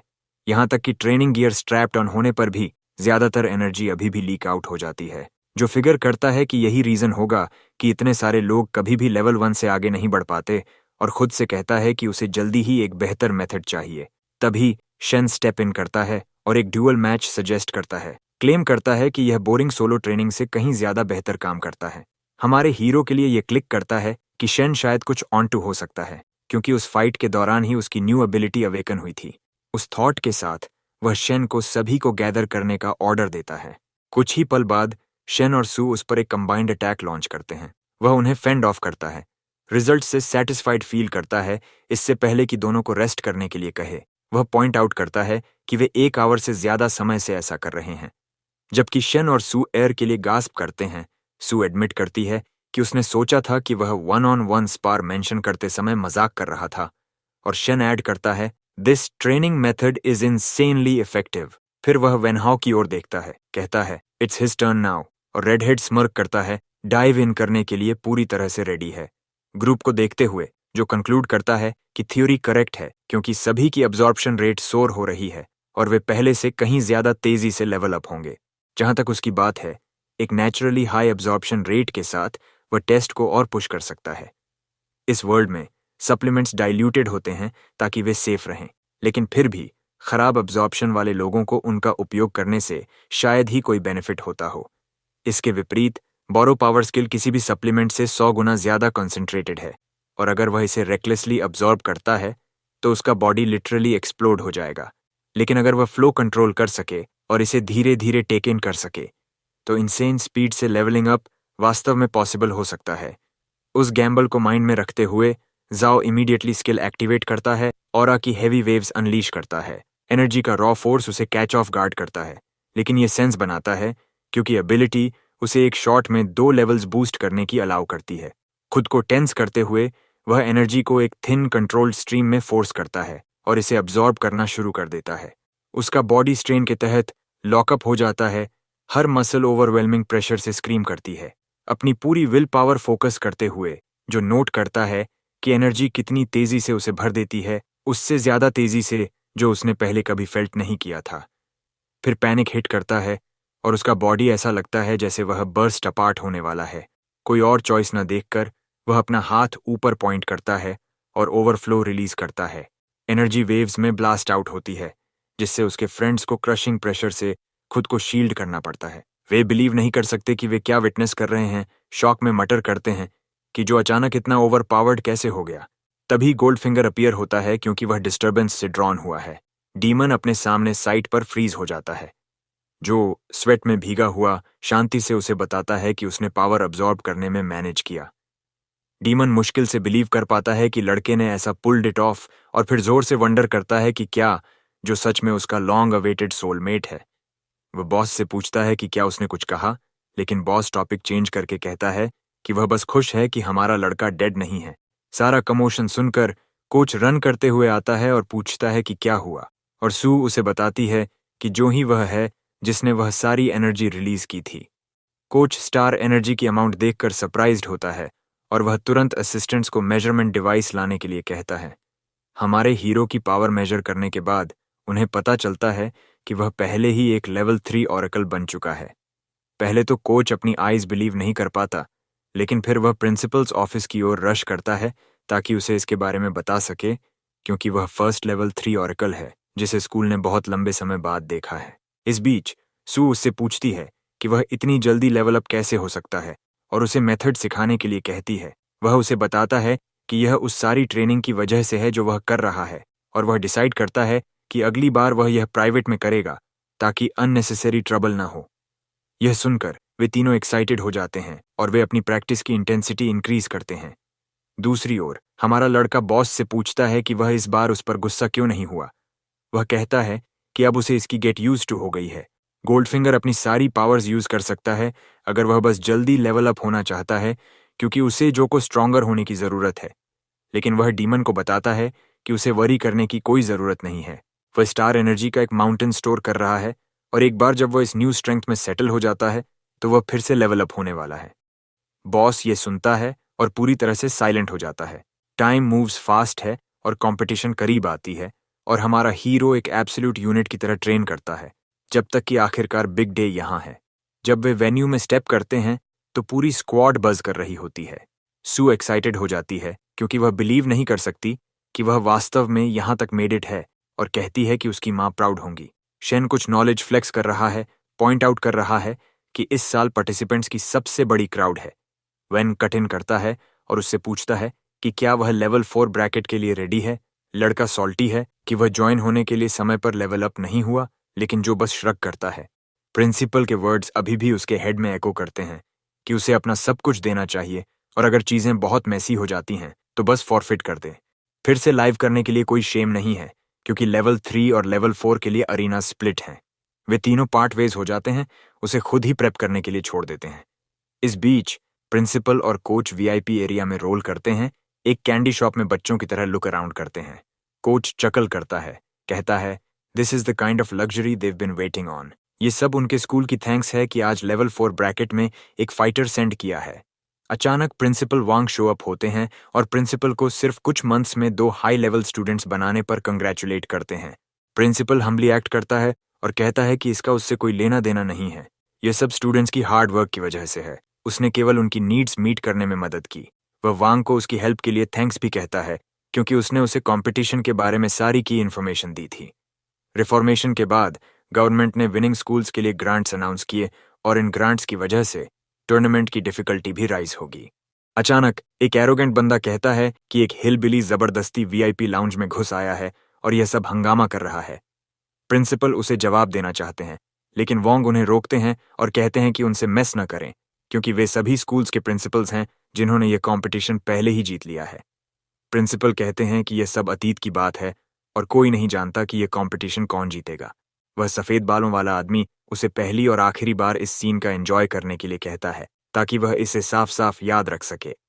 कोच प्रिंसिपल से पूछते हैं कि क्या स्टूडेंट्स ठीक रहेंगे, क्योंकि वे पहली बार इतनी हाई लेवल कंपटीशन में हिस्सा ले रहे हैं। फिर ह्यू कोच से पूछता है कि वह अपने स्टूडेंट्स के बारे में क्या सोचते हैं। वह जवाब देते हैं कि वे सभी टैलेंटेड हैं और जो एक प्रोडिजी है जो किसी भी जीनियस से कहीं ज्यादा टैलेंटेड है। प्रिंसिपल उनसे कहते हैं कि उन्हें बस स्टूडेंट्स पर बिलीव करना है। स्टैंड्स में क्लास जो के लिए चीयरिंग कर रही है, लेकिन वह उसके लिए चिंतित है और बहुत नर्वस है, क्योंकि वह पहली बार यहाँ आई है। पहले तो उसे विश्वास ही नहीं हुआ कि उनका लड़का कंपटीशन में हिस्सा ले रहा है, लेकिन अब वह यहाँ उसके लिए चीयर कर रही है। एक हफ्ता पहले स्कूल में वह सोच रही थी कि जो एकेडमी का राइजिंग स्टार बन गया है वह उससे अब और नहीं मिल सकती, क्योंकि अब वह लोअर क्लास के किसी भी व्यक्ति से बॉदर नहीं करेगा। ये सब सोचते हुए वह फर्श पर गिरने ही वाली होती है, लेकिन हमारा हीरो आ जाता है और उसे सही समय पर पकड़ लेता है। वह उससे पूछता है कि क्या वह ठीक है और वह उसे थैंक करती है। फिर पूछती है कि वह यहाँ क्या कर रहा है। वह उससे कहता है कि उसने उसे देखा, इसलिए वह ही कहने चला आया। वह स्वीकार करती है कि उसे लगता है कि अब वह एक एलीट है और लोअर क्लास के किसी भी व्यक्ति से कभी नहीं मिलेगा। वह उससे कहता है कि फ्रेंड्स हमेशा के लिए होते हैं और चाहे कुछ भी हो जाए उन्हें बदला नहीं जा सकता। यही सुनकर वह हैप्पी महसूस करती है और सोचती है कि जो बिल्कुल नहीं बदला है और वह निश्चित रूप से टूर्नामेंट जीत सकता है। अनाउंसर घोषणा करता है कि कंटेस्टेंट स्टेज पर आ रहे हैं और क्लास रिप्रेजेंटेटिव हमारे लड़के को दूसरों के साथ बाहर चलते हुए देखकर बहुत एक्साइटेड हो जाती है। अनाउंसर कहता है कि वह इस साल के एक्सचेंज कंपटीशन में सभी का स्वागत करता है और इस इवेंट को वह और उनकी पार्टनर लिलियन होस्ट करेंगे। यह नाम सुनकर क्राउड पूरी तरह से वाइल्ड हो जाती है, क्योंकि वह पूरे देश की सबसे फेमस आइडल्स में से एक है। डीवा कहती है कि वह यहाँ कड़ी मेहनत करने आई है और आज वह सिर्फ एक साधारण अनाउंसर है, क्योंकि कंटेस्टेंट्स इस कंपटीशन के असली स्टार्स हैं। उसके बाद अनाउंसर रूल्स समझाता है कि 12 MMI से 48 कंटेस्टेंट्स हैं, लेवल 4 ब्रैकेट में 16 और बाकी के 32 लेवल 3 ब्रैकेट में हैं। वह कहता है कि हॉल केवल लेवल 4 ब्रैकेट के लिए है और रैंकिंग्स दोनों ब्रैकेट्स के स्कोर्स पर आधारित होंगे, जिन्हें बाद में पॉइंट्स में बदल दिया जाएगा। कॉन्टेस्टेंट्स एक दूसरे का एक एक करके सामना करेंगे और विनर आगे बढ़ेगा। फिर वह दूसरे मैच के विनर का सामना करेगा जब तक कि केवल एक फाइटर शेष न रहे। टाइम लिमिट 30 मिनट है और मैच तब समाप्त होता है जब एक कंटेस्टेंट या तो सरेंडर कर देता है या उसमें लड़ने की कोई एबिलिटी नहीं बचती है। लिलियन कहती है कि इस साल के टूर्नामेंट के रूल्स बहुत टफर हैं, लेकिन चिंता करने की जरूरत नहीं है, और सभी को पिलर के शीर्ष पर देखने के लिए कहती है। जब वे एस रैंक सेलिब्रिटी बायुआ को हॉल में बैठे हुए देखते हैं तो क्राउड सभी एक्साइटेड हो जाती है। अपनी डोमिनेटिंग पावर दिखाने के लिए वह कैजुअली एक उंगली से फ्लोर को हिला देता है। अनाउंसर बताते हैं कि मास्टर ने यह स्पेशल रिंग सेटअप किया है जो ऑडियंस को स्ट्रे अटैक से बचाता है, इसलिए वह हर मैच के बाद रिंग को तुरंत रिपेयर भी कर सकता है। वह कंटेस्टेंट्स को जेम्स पहनने के लिए भी कहता है, क्योंकि वे कंटेस्टेंट सर्टिफिकेशन के रूप में कार्य करते हैं और डेंजरस सिचुएशंस में उनकी रक्षा भी कर सकते हैं। हर कोई फुसफुसा रहा है कि एक एस रैंक वास्तव में टेरिफाइंग है और हमारा लड़का सोचता है कि उसकी पावर लगभग गोजो के बराबर है। वह बंदा हर चीज के बारे में इतना केयरफ्री दिखता है कि उसे नर्वस भी महसूस नहीं होता। आइडल कहती है कि रिजल्ट्स जेम्स पर डिस्प्ले होंगे और वह आधिकारिक तौर पर घोषणा करती है कि कंपटीशन अब शुरू होता है। पहला मैच सिर्फ 17 मिनट में समाप्त हो जाता है और विनर है शियान। प्रिंसिपल कहते हैं कि उन्हें विश्वास नहीं हो रहा है कि एक एस रैंक ऑरेकल व्यक्तिगत रूप से टूर्नामेंट की देखरेख कर रहा है, जिसका अर्थ है कि इस साल के मैचेस अविश्वसनीय रूप से चैलेंजिंग होने वाले हैं। प्रिंसिपल वोंग कहते हैं कि यह सब लेवल 4 और लेवल 3 के बीच के डिफरेंस के कारण है। चूंकि लेवल 4 ऑरेकल्स को पहले से ही अपनी फाइटिंग टेक्निक्स पर पूर्ण मास्टरी होती है, इसलिए फेमस स्कूल्स इतने वेल्थी हैं कि सी रैंक टेक्निक्स खरीदना उनके लिए रोजमर्रा की बात है। वे हमेशा टूर्नामेंट जीतने में सक्षम क्यों होते हैं? इसका एकमात्र कारण यह है कि वे ग्रांट मनी का उपयोग अपने कंटेस्टेंट्स को बेहतरीन पोशंस और फाइटिंग टेक्निक्स प्रदान करने के लिए करते हैं। लेकिन इस साल चीजें पूरी तरह से बदलने वाली हैं। पांचवां मैच लान चिन और लिये के बीच है और इसमें चिन अपने ओपोनेंट के हर अटैक को डॉजिंग करके उसके साथ खेल रही है। फिर वह एक एबिलिटी बेस्ड फाइटिंग टेक्निक का उपयोग करती है और अंतिम ब्लो मारने से पहले अपने ओपोनेंट को रिस्ट्रेन कर लेती है और मैच जीत जाती है। ये देखकर क्राउड सभी एक्साइटेड हो जाती है और कई लोग सोचते हैं कि वह गुप्त रूप से किसी प्रकार के मैजिक का उपयोग कर रही है। ये देखकर प्रिंसिपल सभी शॉक्ड हो जाते हैं, क्योंकि इस तरह की एबिलिटी केवल एक सुपीरियर रैंक्ड ऑरेकल द्वारा ही प्राप्त की जा सकती है।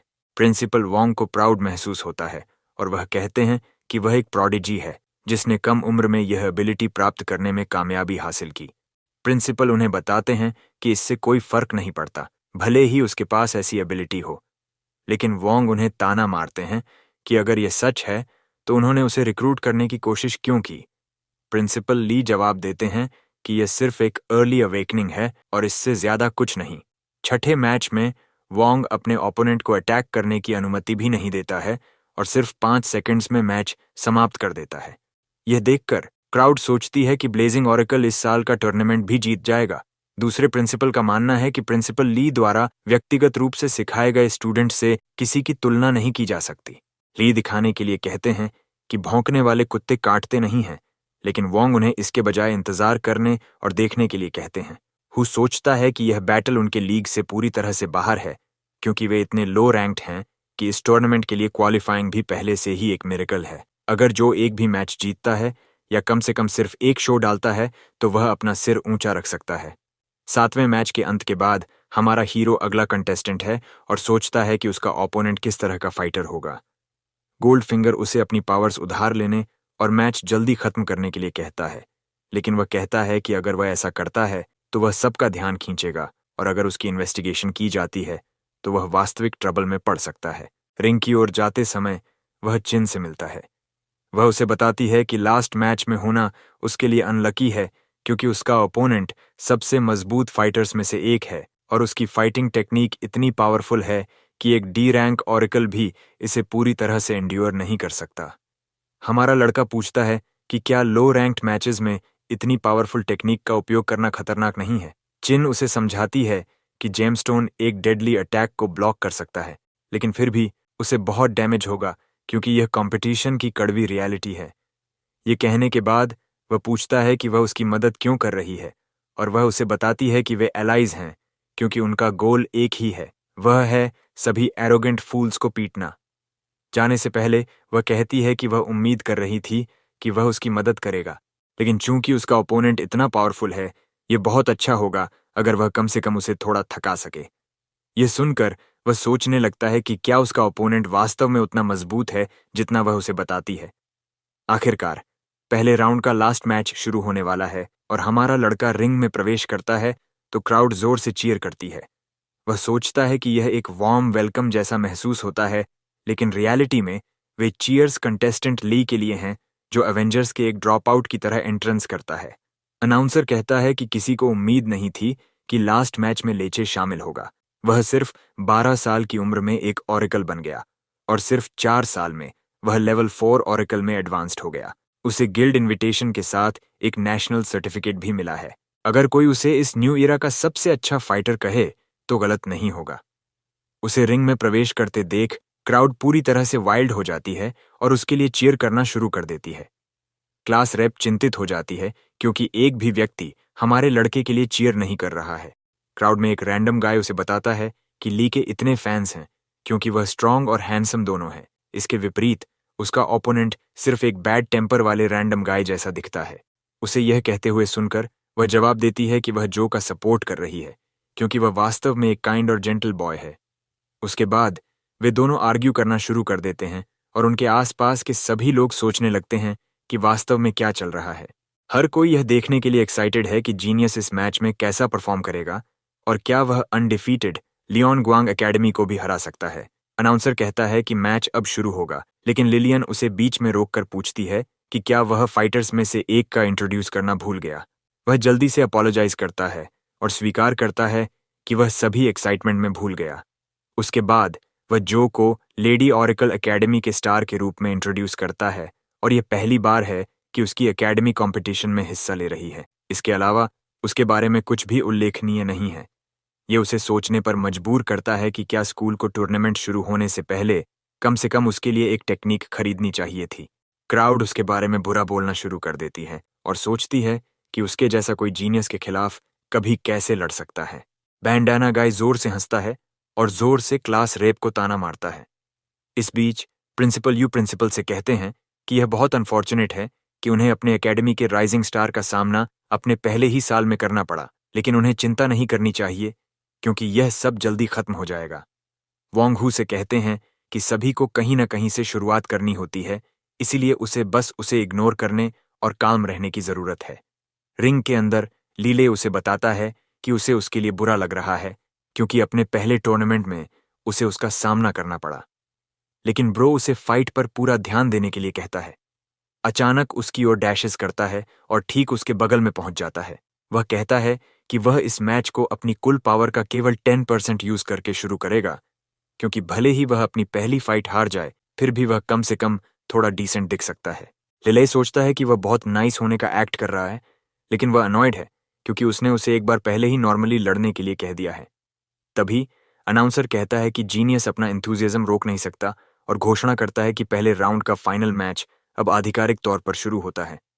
इसके साथ ली हमारे लड़के पर अटैक करने के लिए अपनी स्पीड का उपयोग करता है और वह इतनी तेजी से आगे बढ़ रहा है कि ऐसा लगता है जैसे उसने अपने कई कॉपीज बनाने के लिए शैडो क्लोन जूत्सु का उपयोग किया है। इसके ऊपर वे सभी ठीक उसी समय अटैक करते हैं।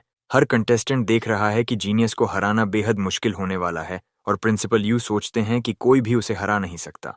जीनियस सोचता है कि हमारा लड़का हिल नहीं रहा है क्योंकि वह उसे देख नहीं सकता है और उसका मानना है कि केवल वोंग ही उसे मुश्किल दे सकता है। यह सोचते हुए कि यह आखिरकार अंत है, वह अंतिम ब्लो डील करने के लिए तैयार हो जाता है। लेकिन जब वह करीब आता है तो जो उससे पूछता है कि क्या वह डॉज नहीं करेगा इससे पहले कि वह जंगलीपन से उसके चेहरे पर पंच मारता है। ये देखकर हर कोई शॉक्ड है कि यह कैसे हो सकता है। हमारे लड़के ने वास्तव में ले के अटैक का काउंटर किया और एक पल में एक पंच मारा। जीनियस आमतौर पर अपनी स्पीड से किसी भी अटैक को डॉज कर सकता है, लेकिन अब मुख्य सवाल यह है कि क्या वह सिर्फ केयरलेस था या क्या वह वास्तव में डॉज करने में फेल रहा। क्राउड में हर कोई यह सोचना शुरू कर देता है कि हमारे लड़के ने किसी प्रकार के हैक का उपयोग किया है, क्योंकि कोई और कभी भी जीनियस को हिट नहीं कर सकता। यह देखकर वह सोचता है कि क्या उसने कोई हिडन रूल तोड़ा है कि कौन पहला हिट मार सकता है। वोंग प्रिंसिपल से कहते हैं कि उनके स्टूडेंट में स्पष्ट रूप से कुछ इंप्रेसिव स्किल है। प्रिंसिपल यू कहते हैं कि वह चीटिंग कर रहा होगा क्योंकि लेई से तेज कोई नहीं है। लेकिन प्रिंसिपल जवाब देते हैं कि अगर वे चीटिंग कर रहे होते तो हायर अप्स उन्हें पहले ही पकड़ लेते। प्रिंसिपल ली उसे चुप रहने के लिए कहते हैं क्योंकि वह वाइनिंग और यैपिंग के साथ एक बहुत बुरा एग्जाम्पल सेट कर रहा है। वह सुझाव देते हैं कि उन्हें शांति से मैच देखना चाहिए क्योंकि यह अभी खत्म नहीं हुआ है। उसी पल पिकाचू भी चिल्लाता है, इंसिस्टिंग कि वह अभी खत्म नहीं हुआ है। वह स्वीकार करता है कि उसने पहले जो को सीरियसली नहीं लिया था और अब पूरी कोशिश करने की कसम खाता है। लाइटनिंग उसके चारों ओर कॉइल्स करती है। जैसे ही वह एक और स्ट्राइक चार्ज करता है, चिल्लाता है कि उसकी पावर्स मुश्किल से कंट्रोल में हैं। ली और भी बोल्ट समन करना जारी रखता है, लेकिन हमारा लड़का काल्म खड़ा रहता है, पलक भी नहीं झपकाता। उसे लगभग अम्यूजिंग लगता है कि ले के अंदर इतनी स्टार एनर्जी पैक्ड है। अचानक येलो लाइटनिंग की एक फ्लैश जो के पास से गुजरती है, जिससे वह सरप्राइज हो जाता है। वह बंदा बैरियर के खिलाफ डिफ्लेक्ट होता है और एक हाइपर एक्टिव पिनबॉल की तरह अरीना के चारों ओर बाउंसेस करता है, हर स्ट्राइक के साथ स्पीड गेन करता है। अनाउंसर चिल्लाता है कि ली अपना ट्रम्प कार्ड अनलीश करने वाला है। जबकि लिलियन बेकार फिलर्स जोड़ती रहती है, ली मुस्कुराता है, कन्विंस्ड है कि उसने पहले ही विन सिक्योर कर लिया है और एक सुपर चार्ज्ड किक देने के लिए ऊपर से डाइव लगाता है। हमारा लड़का डॉज या डिफेंड करने की जहमत नहीं उठाता। इसके बजाय वह काल्मली ले के चेहरे पर एक सिंगल पंच मारता है। उसकी चार्ज की संयुक्त मोमेंटम ली को अरीना फ्लोर पर अनकंट्रोलेबली क्रैश करने के लिए भेजती है। जो उसे चिल्लाकर कहता है कि जब उसके पास विक्ट्री का मौका था तो उसे पहले अटैक करना चाहिए था। अनाउंसर फिर घोषणा करता है कि पिकाचू फिर से नीचे है। इस बार स्टोन रेड हो जाता है, कंफर्मिंग करता है कि पोकेमॉन बैटल करने में अनेबल है। जबकि अनाउंसर जो की विक्ट्री सेलिब्रेट करता है, वह संक्षेप में सोचता है कि क्या ले ठीक हो जाएगा। हालांकि स्टोन को किसी भी फेटल चीज को रोकना चाहिए था। क्राउड इरप्ट्स हो जाती है। मैच कितनी तेजी से समाप्त हुआ इस पर स्टन्ड हो जाती है। लेके हारने के बाद चिन दूसरे क्वार्टर फाइनल मैच के लिए प्रवेश करती है और बिना पसीना बहाए विन सिक्योर कर लेती है। अगला वोंग है, जो बिना पसीना बहाए अपने ओपोनेंट को आसानी से कुचल देता है। क्राउड को बीस्ट की स्ट्रेंथ अनस्टॉपेबल लगती है। फिर भी अधिकांश आंखें जो की ओर वापस जाती हैं। वह मेसी हेयर किड फिर उन्हें एक डेथ स्टेयर देता है जो पूरे सेक्शन को डर से फ्रीज कर देता है। चौथे मैच में एक और ओरेकल स्कूल से रैन हमारे लड़के का सामना करता है और एक भयंकर फाइट करता है। हालांकि जो वेटरन लाइक प्रेसिजन के साथ हर स्ट्राइक को डॉज करता है। वह रैन के सिर पर एक हल्के पंच से फाइट खत्म करता है, जिससे वह जमीन पर क्रैश हो जाता है। ऊपर से देखते हुए ऑफिशियल्स कमेंट करते हैं कि हमारे लड़के ने अभी तक किसी भी कॉम्बैट टेक्निक का उपयोग नहीं किया है, केवल रॉ एनर्जी कंट्रोल पर भरोसा कर रहा है। उनमें से एक सोचता है कि वह अपना असली लेवल छुपा रहा होगा या इससे भी बदतर ड्रग्स का उपयोग कर रहा होगा, जो टूर्नामेंट रूल्स का एक गंभीर वायलेशन होगा। एरेना में वापस अनाउंसर सेमीफाइनल को हाइप करना। अगले दिन प्रिंसिपल उसे एक तरफ खींचता है और एडमिट करता है कि जीत दिलाने के लिए वह उसका बहुत बड़ा फेवर ओ करता है। अपनी बात का पक्का वह जो को ब्लैक क्रिस्टल सौंपता है, जिसे देखकर डीमन सुपर एक्साइटेड हो जाता है। फिर भी प्रिंसिपल उसे वार्न करता है कि अब बड़े एकेडमी उसे बुलाने आएंगे और उसे याद दिलाता है कि वह यह न भूले कि वह कहाँ से आया है। उनकी बातचीत के बाद हमारा हीरो ऑफिस से बाहर कदम रखता है, लेकिन तुरंत ही अपने फ्रेंड से टकरा जाता है। समर ब्रेक होने के बावजूद वे अपने हाथों में पेपर्स लिए खुशी से उसका ग्रीट करते हैं। शेन उसके चारों ओर एक आर्म डालता है और एक्सप्लेन करता है कि हर टॉप एकेडमी ने उन्हें अर्ली एडमिशन लेटर्स भेजे हैं और वे सभी एक्सेप्टेड हो गए हैं। हमारा लड़का उन्हें एक एक करके कंग्रेचुलेट करता है, लेकिन वे इंसिस्ट करते हैं कि असली क्रेडिट उसे जाता है। फिर शेन सीरियस हो जाता है और बोल्डली डिक्लेयर करता है कि साथ मिलकर वे फ्यूचर की सबसे बड़ी टीम बनेंगे, जिससे हमारा हीरो थोड़ा कंफ्यूज्ड हो जाता है। सू क्विकली एक्सप्लेन करती है कि भले ही वे डिफरेंट मीज में अटेंड करेंगे, वे फिर भी मिल सकते हैं और साथ रह सकते हैं। जो बस मुस्कुराता है, कहता है कि वह इसके लिए लुकिंग फॉरवर्ड है क्योंकि अन्यथा वह बोर्ड हो जाएगा। जैसे ही वे चलते हैं, वह ऐड करता है कि जब उसे मजबूत बनने के लिए ट्रेन करना होगा तो उसे निश्चित रूप से उनकी हेल्प की जरूरत होगी। अचानक एक और फिगर कॉर्नर से बाहर निकलता है, जिससे वे सब ऑफ गार्ड हो जाते हैं। क्लास रेप पूरी डिटर्मिनेशन के साथ सीधे उनकी ओर देखती है और पूछती है कि क्या वह भी गैंग में ज्वाइन हो सकती है, क्योंकि वह भी उनके साथ मजबूत होना चाहती है। एलीट क्लासरूम में कदम रखते ही क्लास रेप स्टेयर आइड हो जाती है। वह हमारे हीरो को उसकी हेल्प के लिए थैंक करती है, लेकिन वह इसे ब्रश ऑफ कर देता है, कहता है कि यह प्रिंसिपल था। फिर ल्यू भी प्रिंसिपल को थैंक करती है, जो रिप्लाई करता है कि उसे हेल्प करके खुशी हुई। वह ऐड करता है कि वह इन फैसिलिटीज को फ्यूचर में और बहुत से चेंजेस के साथ सभी के लिए अवेलेबल करने की प्लान बना रहा है।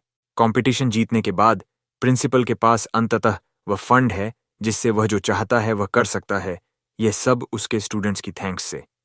फिर वह सबके एफर्ट की प्रेज करता है, जबकि गैंग जोक करती है कि ये सारे चेंजेस उनके जाने के ठीक बाद हो रहे हैं। सू क्लास रैप से पूछती है कि वह वेकेशन टाइम होने और कोई कंपटीशन न होने पर भी इतनी हार्ड ट्रेन क्यों कर रही है।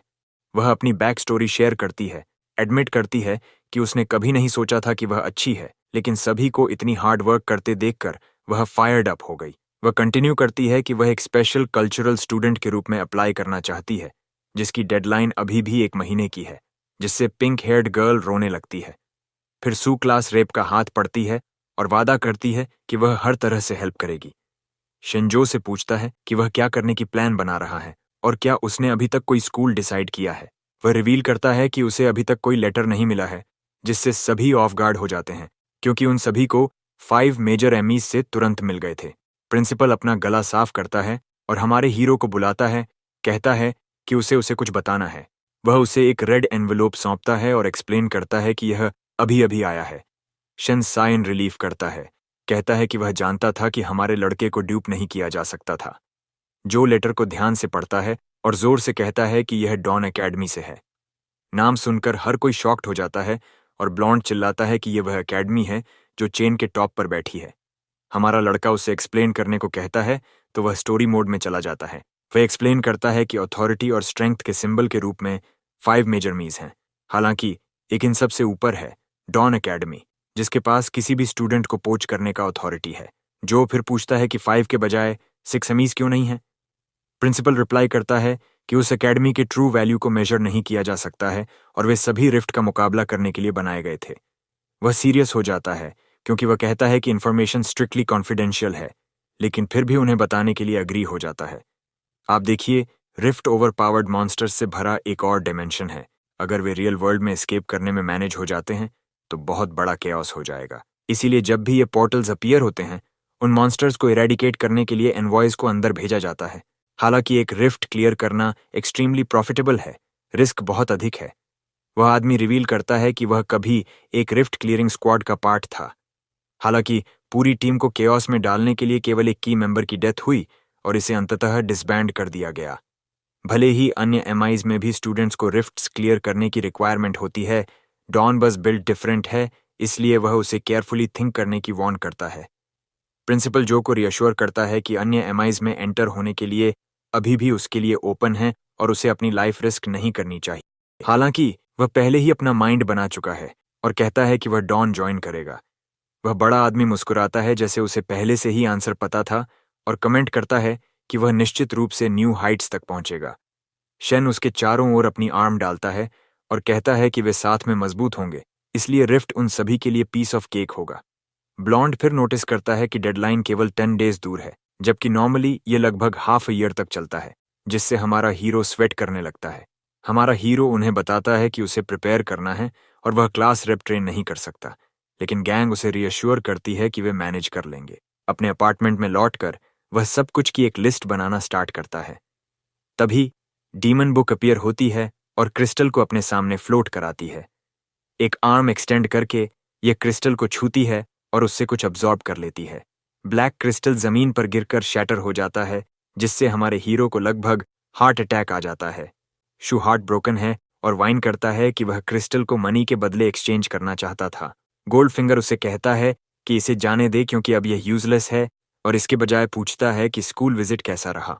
वह रिवील करता है कि उसे डॉन एकेडमी में एक्सेप्टेड कर लिया गया है, जो मनी अर्न करने और मजबूत होने के लिए एक परफेक्ट प्लेस है। एकमात्र प्रॉब्लम यह है कि उसे रिफ्ट्स रेड करना होगा। डीमन बुक उसे बताती है कि रिफ्ट्स डरने की कोई बात नहीं है, क्योंकि स्टार एनर्जी वहीं से ओरिजिनेट होती है। हमारा हीरो फिर टॉपिक चेंज करता है और पूछता है कि क्या कोई रिवॉर्ड है, क्योंकि उसकी एक विश पहले ही फुलफिल्ड हो चुकी है। गोल्ड फिंगर थोड़ा एंग्री हो जाता है कि उसके साथ एक विशिंग वेल जैसा ट्रीट किया जा रहा है, लेकिन हेल्प करने के लिए अग्री हो जाता है क्योंकि रिफ्ट्स उसकी अपनी विशेस से टाइड हैं। वह जो से एंड्योर करने को कहता है और उसकी ओर डार्क एनर्जी रिलीज करता है। हमारा हीरो डार्क ऑरा अब्जॉर्ब करता है और सिस्टम उसे इन्फॉर्म करता है कि उसने एबिलिटी डिवाइन क्रिएशन अनलॉक कर ली है। पावर उसके पूरे बॉडी को रीशेप करती है क्योंकि वह पेन को बेयर करता है और लेवल 6 तक पहुंच जाता है। प्रोसेस कंप्लीट होने के बाद हमारा लड़का पूछता है कि अभी क्या हुआ। सिस्टम एक्सप्लेन करता है कि अब उसके पास अपनी एनर्जी यूज करके कुछ भी क्रिएट करने की पावर है। गोल्ड फिंगर रिवील करता है कि यह एबिलिटी कभी उसके पुराने फ्रेंड साटो की थी और यह सचमुच कुछ भी क्रिएट कर सकती है। पहले के रिवॉर्ड्स इस रिवॉर्ड की तुलना में कुछ भी नहीं है। वह वंडर करता है कि क्या यह लेवल अप करने का सिर्फ कोई फैंसी वे है, लेकिन गोल्ड फिंगर उसे डांटता है, कहता है कि लेवल्स ही सब कुछ नहीं है। डीमन एक्सप्लेन करता है कि लेवल्स केवल किसी के बेसिक फिजिक को अफेक्ट करते हैं। डैंक में पहली अवेकनिंग ही किसी व्यक्ति के फ्यूचर को ट्रूली डिटरमिन करती है, इसीलिए उसने जो को यह स्किल दी ताकि कंप्लीटली यूजलेस कुछ अवेकन होने से बचा जा सके। तभी उसे हिट करता है कि चिन के पास भी एक एबिलिटी टाइप अवेकनिंग थी और नॉर्मल कॉम्बैट स्किल्स इसकी तुलना में पेल पड़ते हैं। फिर वह पूरी तरह से रियलाइज करता है कि एक रिफ्ट एंटर करने के लिए ब्रूट स्ट्रेंथ से कहीं अधिक की जरूरत होती है। गोल्ड फिंगर उसे बताता है कि स्किल की पावर इंटायरली यूजर के माइंडसेट पर डिपेंड करती है और उसे अर्ज करता है कि वह इसे ऑलरेडी टेस्ट आउट करे। चू नोट करता है कि रिमॉडलिंग के बाद वह अब स्टार एनर्जी अब्जॉर्ब होते हुए फील नहीं कर सकता। यहाँ तक कि सिस्टम पैनल भी अब एक वीडियो गेम इंटरफेस जैसा दिखता है। अपने स्टैट्स को देखते हुए वह वंडर करता है कि क्या कोई शॉप फीचर है, लेकिन उसे डिसअपॉइंटमेंट होती है। वह लॉक्ड है। जब तक वह लेवल अप नहीं करता तब तक कई अन्य फंक्शंस भी लॉक्ड हैं। फिर वह लेवल अप स्क्रीन चेक करता है जो उसे कई साइड मिशंस देता है, लेकिन उसके पास स्टार्ट करने के लिए पर्याप्त सोल पॉइंट्स नहीं हैं। गोल्ड फिंगर पूछता है कि उसे इतनी देर क्यों लग रही है और जो एक्सप्लेन करता है कि उसे लेवल अप करने के लिए रिफ्ट एंटर करना होगा, लेकिन वह अभी इतना मजबूत नहीं है। डीमन बुक कंप्लेन करना स्टार्ट करती है कि हमारा हीरो काफी यूजलेस साबित हो रहा है। तभी जो के सामने एक नया सिस्टम पैनल पॉपअप होता है, अनाउंस करता है कि एक और विश अभी अभी कंप्लीटेड हुई है। उसका बॉडी ग्लो करना बिगिन करता है क्योंकि उसे एक न्यू रिवॉर्ड मेज आर्मर रिसीव होता है। इक्विपमेंट यूनिक ग्रेड का है और अटैक्स ब्लॉक करने के लिए उसके बॉडी के चारों ओर आर्मर समन कर सकता है। वह थ्रिल्ड है क्योंकि यह न केवल उसकी डिफेंस बूस्ट करता है बल्कि स्ट्रेंथ भी इंक्रीज करता है। गोल्ड फिंगर थोड़ा टेयर अप होता है, कहता है कि उसने अपनी सारी स्टोर्ड पावर यूज अप कर ली है, लेकिन जो से कहता है कि अब से अपना बेस्ट करे। अगले दिन प्रिंसिपल उससे पूछता है कि वह इतनी जल्दी क्यों जा रहा है। जो एक्सप्लेन करता है कि भले ही यह केवल एक दिन की जर्नी है, वह अहेड ऑफ टाइम अराइव होना चाहता है। फिर वह प्रिंसिपल को एक नोट सौंपता है। उससे कहता है कि इसे हॉस्पिटल में उसकी सिस्टर को दे दें और उस पर आय रखे। वह आदमी कहता है कि हमारे हीरो को यह खुद करना चाहिए, लेकिन वह एक्सप्लेन करता है कि सिचुएशन कॉम्प्लिकेटेड है और वह उससे अभी नहीं मिल सकता। फर्दर प्राई न करते हुए प्रिंसिपल टॉपिक असाइड ब्रश करता है और ऐसा करने के लिए अग्री हो जाता है, जबकि हर कोई जो को उसकी जर्नी के लिए विश करता है। इसके साथ वह उन्हें गुड बाय वेव करता है और अपनी डेस्टिनेशन के लिए सेट ऑफ होता है। एयरपोर्ट पर रिसेप्शनिस्ट पूछती है कि वह शहर के मिड लेवल एरिया के लिए वीजा और एक फ्लाइट टिकट क्यों चाहता है। हमारा लड़का रिप्लाई करता है कि उसे एडमिशन मिला है, जिसे वह ऑड पाती है क्योंकि अभी भी समर वेकेशन है। वह प्रूफ मांगती है और वह उसे डॉन एकेडमी का कार्ड सौंपता है। उसकी आंखें चौड़ी हो जाती हैं क्योंकि उसे रियलाइज होता है कि यह क्या है, ये सोचते हुए कि उसने अपने पूरे करियर में कभी ऐसा नहीं देखा है। फिर वह डिसबिलीफ में उसे घूरती है, जबकि वह बस कंफ्यूज्ड दिखता है। वह पूछता है कि क्या उसे एडमिशन लेटर की भी जरूरत है लेकिन वह जल्दी से अपोलोजाइज करती है और कहती है कि कार्ड ही काफ़ी है। वह सरप्राइज्ड है कि उसे टिकट की भी ज़रूरत नहीं है और वह एक्सप्लेन करती है कि उसके स्टेटस वाले किसी व्यक्ति को केवल रिटर्न फ्लाइट के लिए एक की ज़रूरत होती है। कुछ समय बाद जो अपनी फर्स्ट क्लास सीट में लाउंज कर रहा है, वंडर कर रहा है कि क्या यह भी डॉन के प्रिविलेजेस में से एक है। विंडो से बाहर देखते हुए वह होप करता है कि डॉन एकेडमी उसकी एक्सपेक्टेशंस पर खरा उतरे और बाकी फ्लाइट एंजॉय करता है।